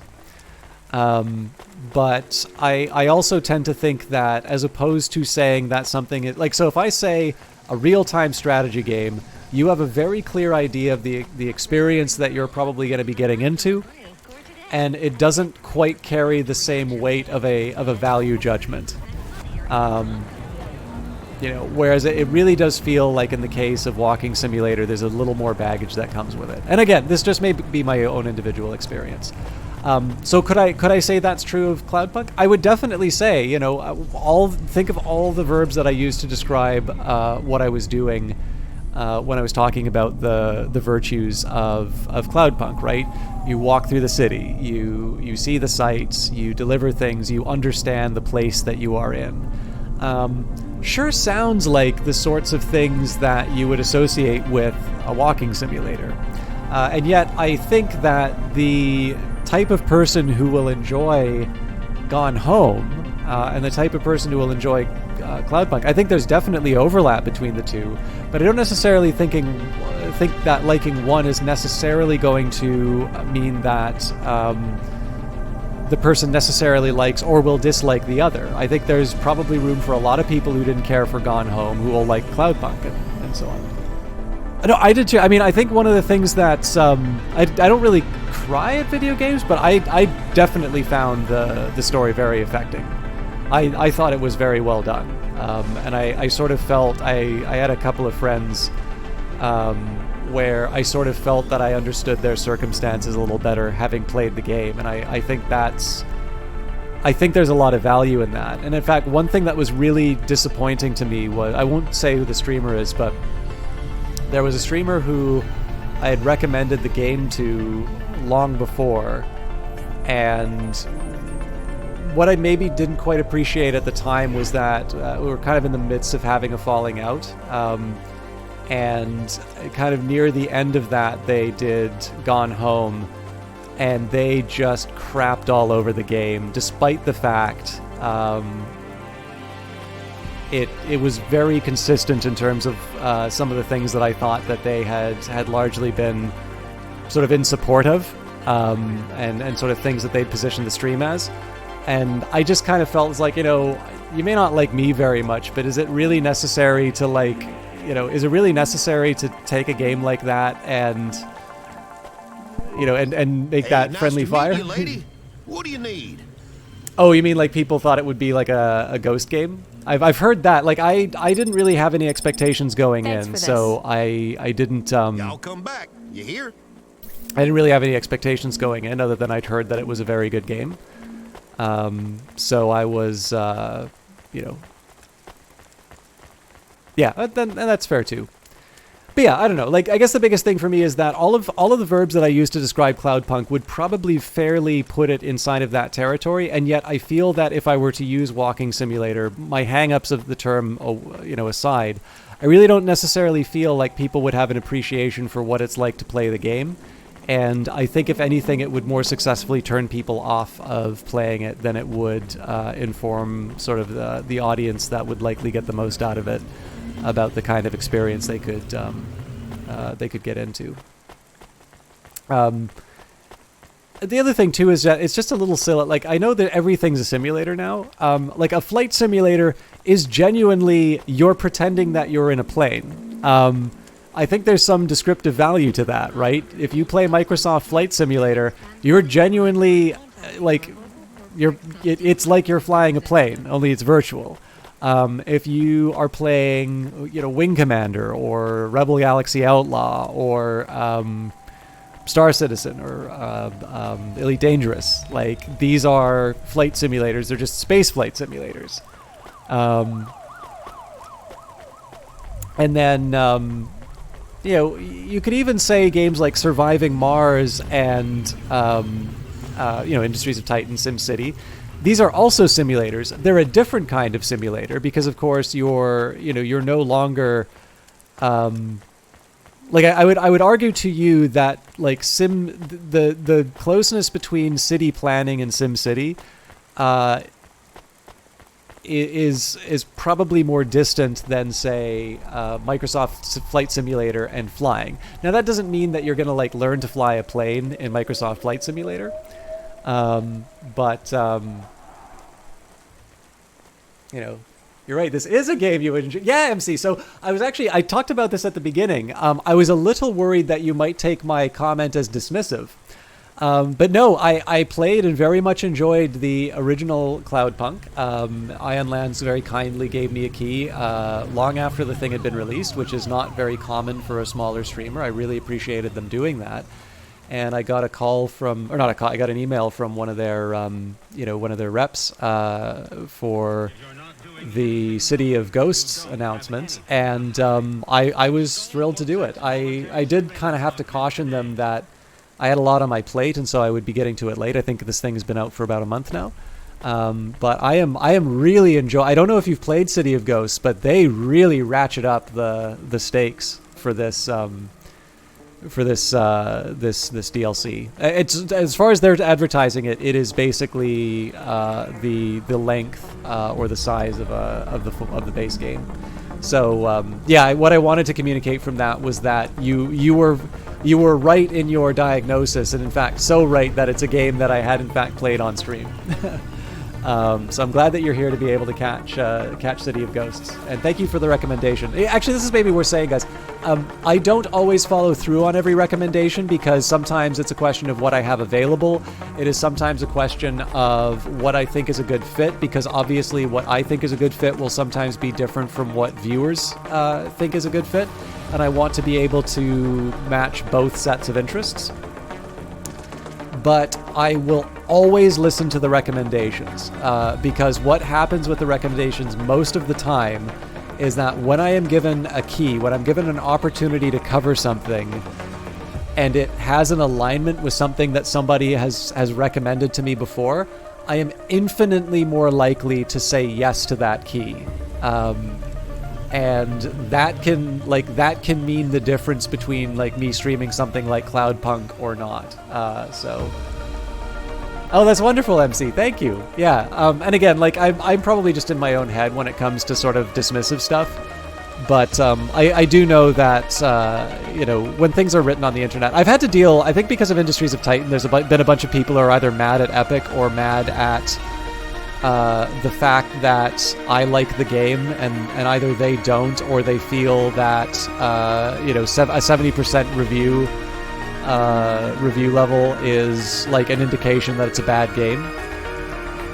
So I've had to deal with some pretty, like, they are attempts at hurtful comments. They're really weak sauce, but just like having to read that stuff and realizing whenever I read something online now, I always have that like angry person at me voice in the back of my head.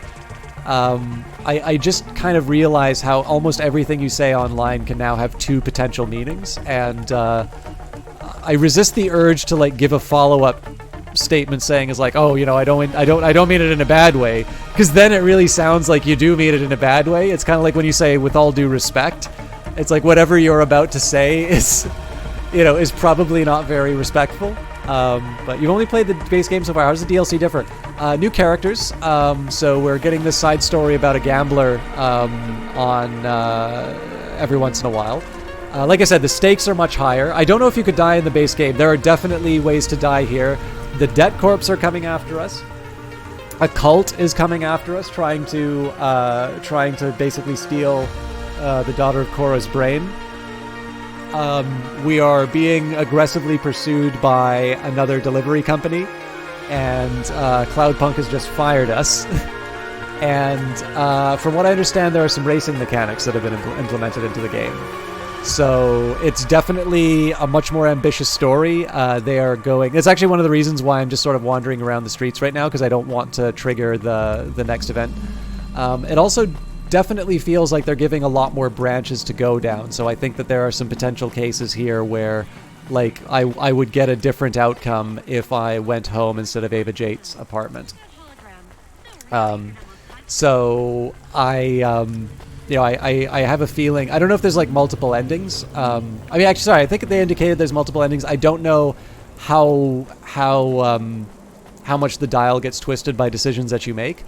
But I'm definitely sort of feeling like I feel like there's a little more at stake on some of these individual decisions that I make. So I would not tell you. It's not like it transforms the game. It's not like Wrath of the Chosen for XCOM 2.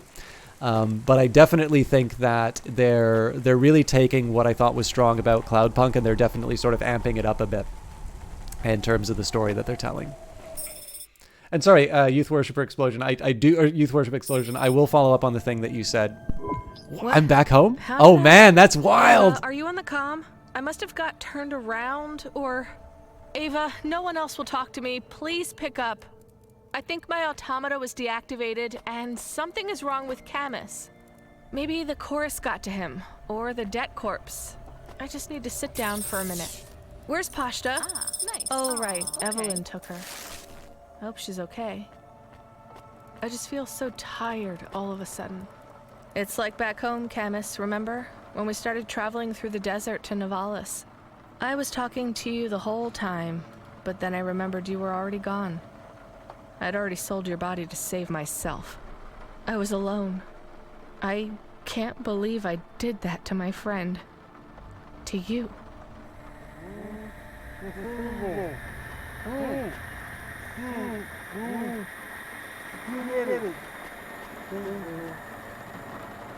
I know something is wrong, but I'm not afraid.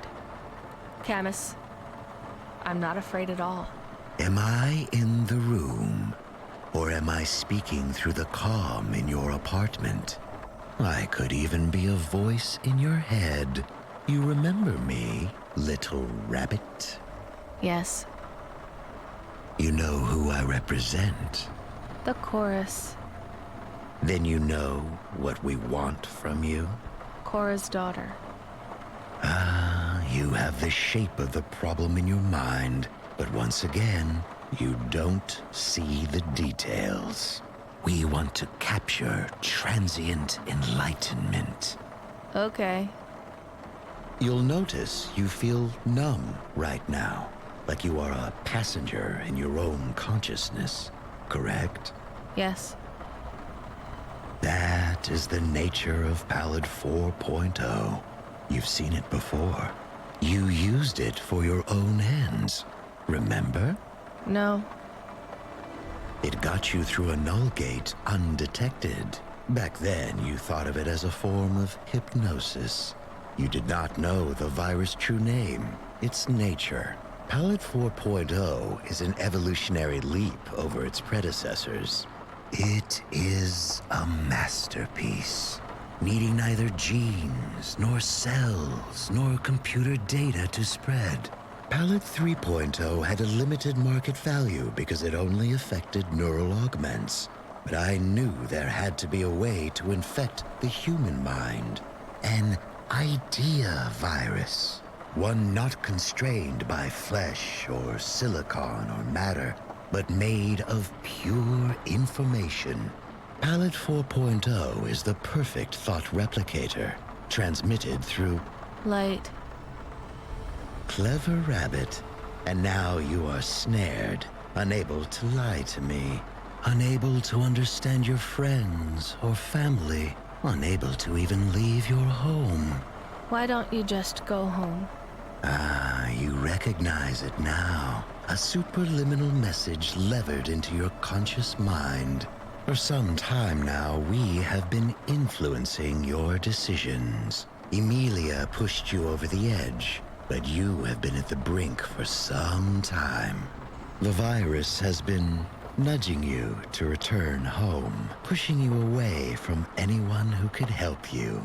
They say when dogs know they will die, they go off to die alone, even if the pack could save them. They crawl into a dark place and leave the rest behind, stronger in their absence. You are in that dark place now, Rania. We thought we already had you when you returned here earlier in the night, but you used your Eastern medicine. We will look into the effects of this drug. Sericillin, you called it. Had you not taken it, we would have captured you much earlier. Oh, your animal wants to protect you, but he has no teeth. We've cut him from the grid. The frame JK gave him is advanced, but on those internal power cells, his batteries will be flat in 5 minutes. His consciousness erased in 10. We deleted the backups. No reason to waste a good frame that could be used elsewhere. Why are you doing this to us? At first, it wasn't really about you at all. The package was originally intended for the journalist who threatened our interests. But we knew it might catch you, or even the neophyte hacker Amelia A.O. All three were valid targets. As we've learned more about your experiences 2 months ago, we've come to realize that infecting you was much more than desirable collateral damage. I am pleased to say, you are the prize, Rania. I'm just a delivery driver. That you are, but Cora chose you. And JK, though I have to say, a delivery driver is much easier to crack than a Spire CEO. As you say, we need to find her daughter. The reasons are beyond your understanding. What's going to happen to me? In a moment, you will close your eyes and dream you are at the bottom of a deep, infinite black sea. As your personality is dissolved in the black waters, we'll ask you questions, and either your answers will help us or they won't. Though it will make no difference to you. You will not be aware, and you will never wake again. Cloudpunk will report your death as natural, overwork, stress, the usual. Pashta, let her... We can't allow that, I'm afraid. I am at the bottom rung of the chorus. But if my colleagues value me for one attribute, it is this. No loose ends. Wait, Goodbye, Rania. I really thought I'd be able to use the flare there. Let me catch up a little bit. I know we're in a big story moment right now. I just want to take a minute to catch up a bit with what was said in chat. But yeah, no, I mean, again, it's just in this case, it's a matter of trying to capture what I think the experience of the game is like. And I think what MC's talking about here, right? Like, especially when you talk about how surprising the production value is relative to the price of the game. This is like this and like Brace Yourself stuff, Kit Fox's stuff, Red Hook stuff. Like, this makes me wonder, or Supergiant, like all of these developers, it makes me wonder how the hell anybody else makes video games. Because like the quality, like the stuff that is available at a low cost is so unbelievably good. Like, I just don't know how you do your first game and make any money. But yeah, I mean, that was a really neat little, that was definitely a really neat experience. So the reason why I was trying to go for the flare is one, what the what the truck driver had told me, that when you're in a dark place, use the light. But more importantly, they also talked about how the virus was transmitted through light. So I was thinking that perhaps that might also be the key to the solution. Man, the music's really good here too. And then yeah, you said when you're a teenager, this is youth worship exposure, dabbled in the occult, new age, the teenage imagination run wild, rang true for you. And yeah, this is I mean, I don't think anybody needs to be held to what they believed when they were a teenager, right? This is what growing up is. Even like, when I became an adult, there's stuff that I don't necessarily hang on to or believe now. That's why, I think that's why,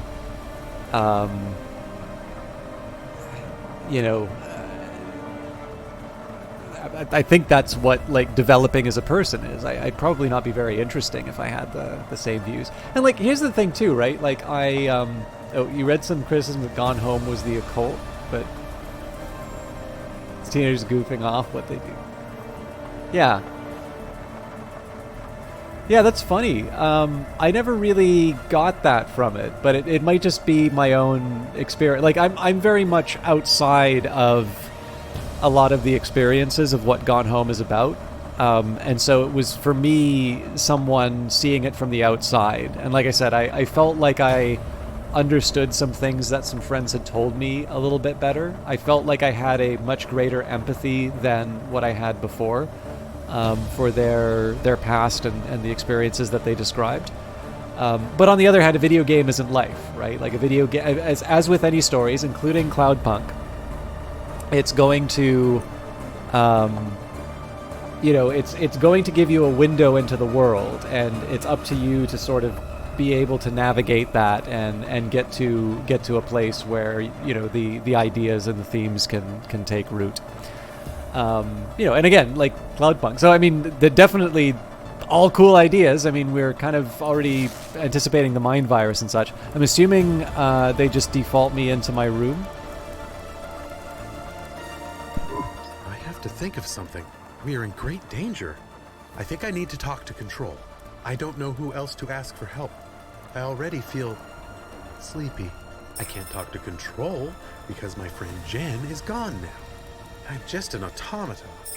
No one...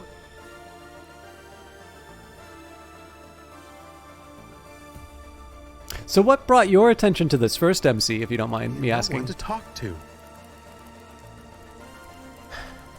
Doesn't matter if I am very frightened. I need to help my friend. If I get to the hover, maybe I can ask the subsystems to let me use the comm. It is just me now. I need to be brave.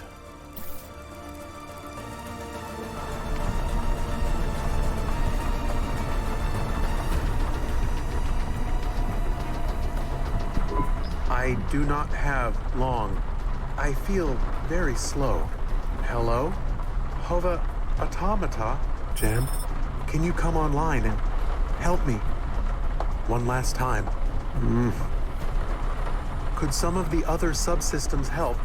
We used to talk before I was a dog. Please.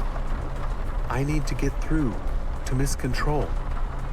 We are in trouble. I am in trouble.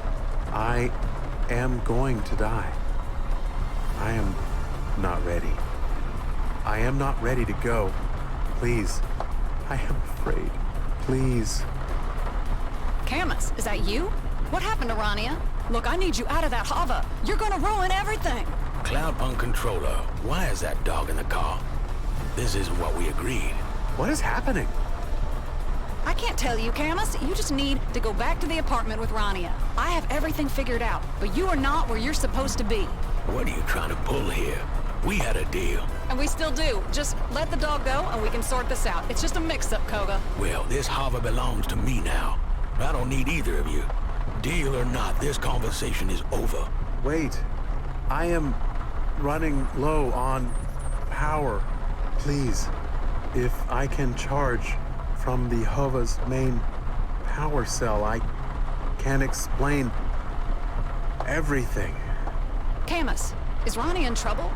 Koga, let the dog charge from the hover. No, that's not part of the deal. Better we lose the dog.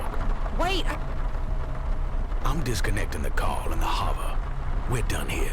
All deals are off. You're both free to do whatever you want. Free. I guess this is the end. I was just thinking how freedom is nothing but a chance.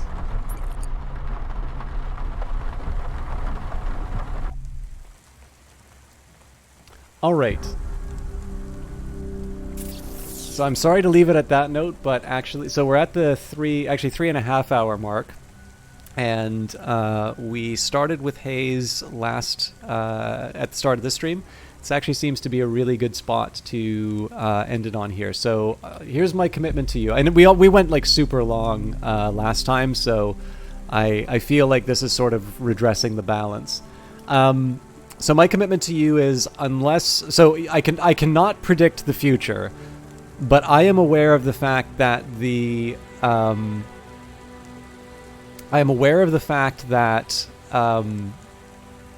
lately the start times have been later, and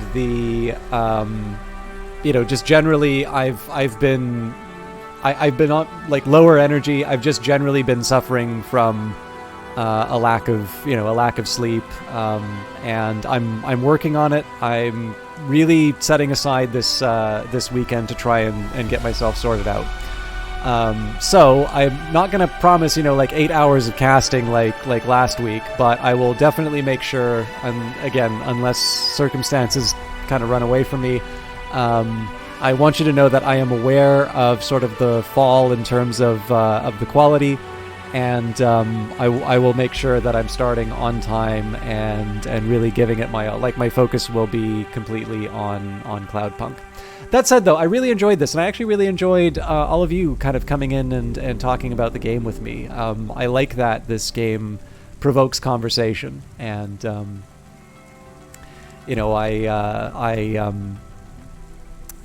really happy that I got a chance to do this again. Thank you very much, Youth Worship Explosion. I will. I have some stuff that I need to do tonight, but I'll get through it for sure. Just a quick word about what's coming up this week, because there are some details I think are worth mentioning. So it is Canada Day on Thursday, so I get the day off, but that's not a streaming day, so that's overall good news for me. That's why I think I'm probably going to be a little bit more rested on Friday. There is a little bit of bad news, though, which was yesterday Oh, thank you very much for the subscription, Youth Worship Explosion.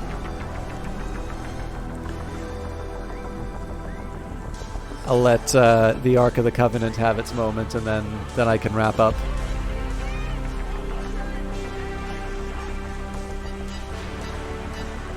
Yeah, I want to I'll take a minute to say this. Like, I really do appreciate the subs from everyone, and particularly the primes, because I know, at least for a while on Twitch, there was really this concentrated effort on the part of broadcasters to like get people's primes, because like people sort of see them as free, and so it's a way that you could like, it's a little bit like when you watch YouTube and people make the appeal for like be sure to like and subscribe and whatnot.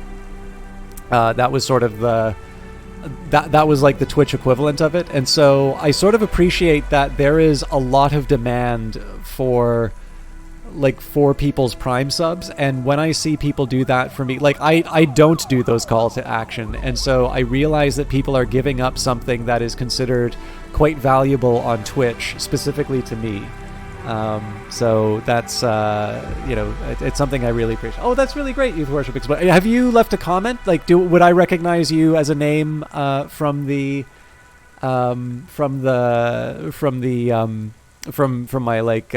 my comment? I pretty much read all of them. I don't always reply to all of them, but okay, cool. Yeah, that's not a request that you do. It's just I love to be able to put names to the people who interact, because I know not everybody uses the same names on Twitch and YouTube. But yeah, I did want to talk about one bit of bad news this week, which I don't think will be a major problem for most people, but I thought it's worth mentioning. So yesterday I was behind on recording the Elder Scrolls Oblivion. This is the Dark Elf voice thing.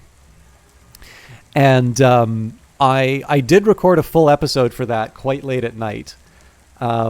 However, it seems for one reason or another. So I did run into technical problems with Oblivion, and they kind of cascaded into OBS, and they wound up recording. They wound up corrupting the file. So for those of you who don't know about sort of streaming software in OBS, the container that YouTube prefers, and I think Twitch prefers as well, is known as MP4. So, MP3 is for audio files. MP4 is something that will deal with the fact that humans are a little bit more sensitive to visual changes. But essentially, one thing about the MP4 container is that it needs to, it finishes its job at the very end. So if you have a power outage while you're recording, that means that it doesn't do the sort of final wrap-up for its recording, and you cannot recover the file. There is no way, if you interrupt an MP4 recording for any reason, you cannot recover the previous footage. It'll take up gigabytes on your computer, but you cannot see the video that was recorded. And that's, without going into too much detail, that's basically what happened with Oblivion. So I have reset the playthrough to that the save that I started with. However, it does mean that while I can probably record an episode this weekend, it is almost certain that that episode is not going to be at the full resolution for YouTube on Tuesday. So I will be back with Stellaris on Monday. Wednesday, I think I'm going to do Industries of Titan. However, Tuesday, where there would normally be a vodcast of The Elder Scrolls Oblivion, I mean, what I might do is I might just redo the previous episode or something. I can put something on for sure. But it is worth mentioning that in its current form, I am not going to be able, unless YouTube really advances the speed at which it handles those recorded videos. I think the best option for me right now is just to re-record that episode over the weekend, maybe try and get an extra one in so I've got one in the tank again, and take it from there. And so that means that I am going to be skipping the next Elder Scrolls episode. If you look forward to those, there will very likely, I'll put it to you this way, there will not be a new VOD on Tuesday. I'll maybe rerun an old one because I know the last one didn't have as many people watching. But unless there's something really significant that changes with YouTube's processing capabilities, I'm not going to be able to have that episode up in time. But with that in mind, Monday Stellaris, Wednesday Industries of Titan, and then next Friday we will be back for more Cloudpunk. And I will admit, I am really looking forward to it. Finally, because it's been 2 weeks since I've done Hollow Knight, I wanted to quickly address that. I was having some trouble being able to find the time to do the Pantheon runs. I actually did a Pantheon run on my lunch break, so it's going to be a 90-minute video. I actually wound up making quite a bit more progress than I thought I was going to, and so I'm pretty happy with that. And what I'm going to be trying to do is work out a little bit more... I'm going to try and work out a little bit more of a regular schedule, but I'm going to start uploading those to YouTube, and I might maybe make those a vodcast as well. But one way or the other, I've done enough talking. I thank you all for watching. It's an absolute pleasure to do this game. I will just maybe, in the interest of for the developer, if you are interested in the base game of Cloudpunk, it is currently half off on the Steam sale. So it is worth remembering that I was given a copy for promotional purposes from the developer, both of the base Cloudpunk and for the current DLC that I'm playing, which is City of Ghosts. And I'm really enjoying this. Keep in mind, you probably want to be a little bit more invested in story games. If you like playing Grand Theft Auto, but you kind of wish that you had less shooting, I'm thinking even sort of the old school Grand Theft Autos, that would be not a bad way of describing it. I think this is a pretty special game and a really good looking game. And then, of course, if you like the voxel style and you like the cyberpunk theme, I will strongly recommend that you check out Industries of Titan as well, which is currently enjoying a 20% off discount for its Steam launch. I believe that is both on the Epic Store and on Steam. And obviously that is one that, Brace Yourself gave me a key for as well, but it's been really special to be able to get to know those devs a little bit better. They are really cool people, and I like that they've I really like that they've become. They seem to be fond of the broadcast, at the risk of sounding a little too self-aggrandizing. So either way, guys, thank you very much for hanging out. I'm going to host Brian on the Rocks tonight, so I know this is going to be a little bit of a shift in tone, because he's playing Apex Legends. Here's why you want to stick around for this. Brian on the Rocks is playing Apex Legends because he is a designer on... he's a designer on Apex Legends, and he is actually currently on Discord with a bunch of the other designers from Respawn. I met Brian in Vancouver. He's actually one of the reasons why I kind of got involved in streaming. He's a really cool guy. I believe because they're currently doing a fundraiser, and because there's multiple devs, they have follower or subscriber only chat on. So I apologize if you are looking to interact. You are going to need to follow the channel to be able to do that. But I strongly recommend that you hang out with Brian for a bit, because he is really open in terms of being able to talk about development. People will come in with stuff like, why don't you guys fix the servers? And he will spin that nonsense into gold. He's got a really positive attitude. He's got a lot of energy. He tolerates my nonsense. And I really hope that you're able to get something out of that. I actually started playing Apex because of his enthusiasm for this, and I'm starting to enjoy it a little bit. So even though it's a bit of a shift in tone from Cloudpunk to Apex Legends, hang out. Brian's a really good guy, and I really do hope that you enjoy the stream. I'll see you guys after the weekend. Have a good one.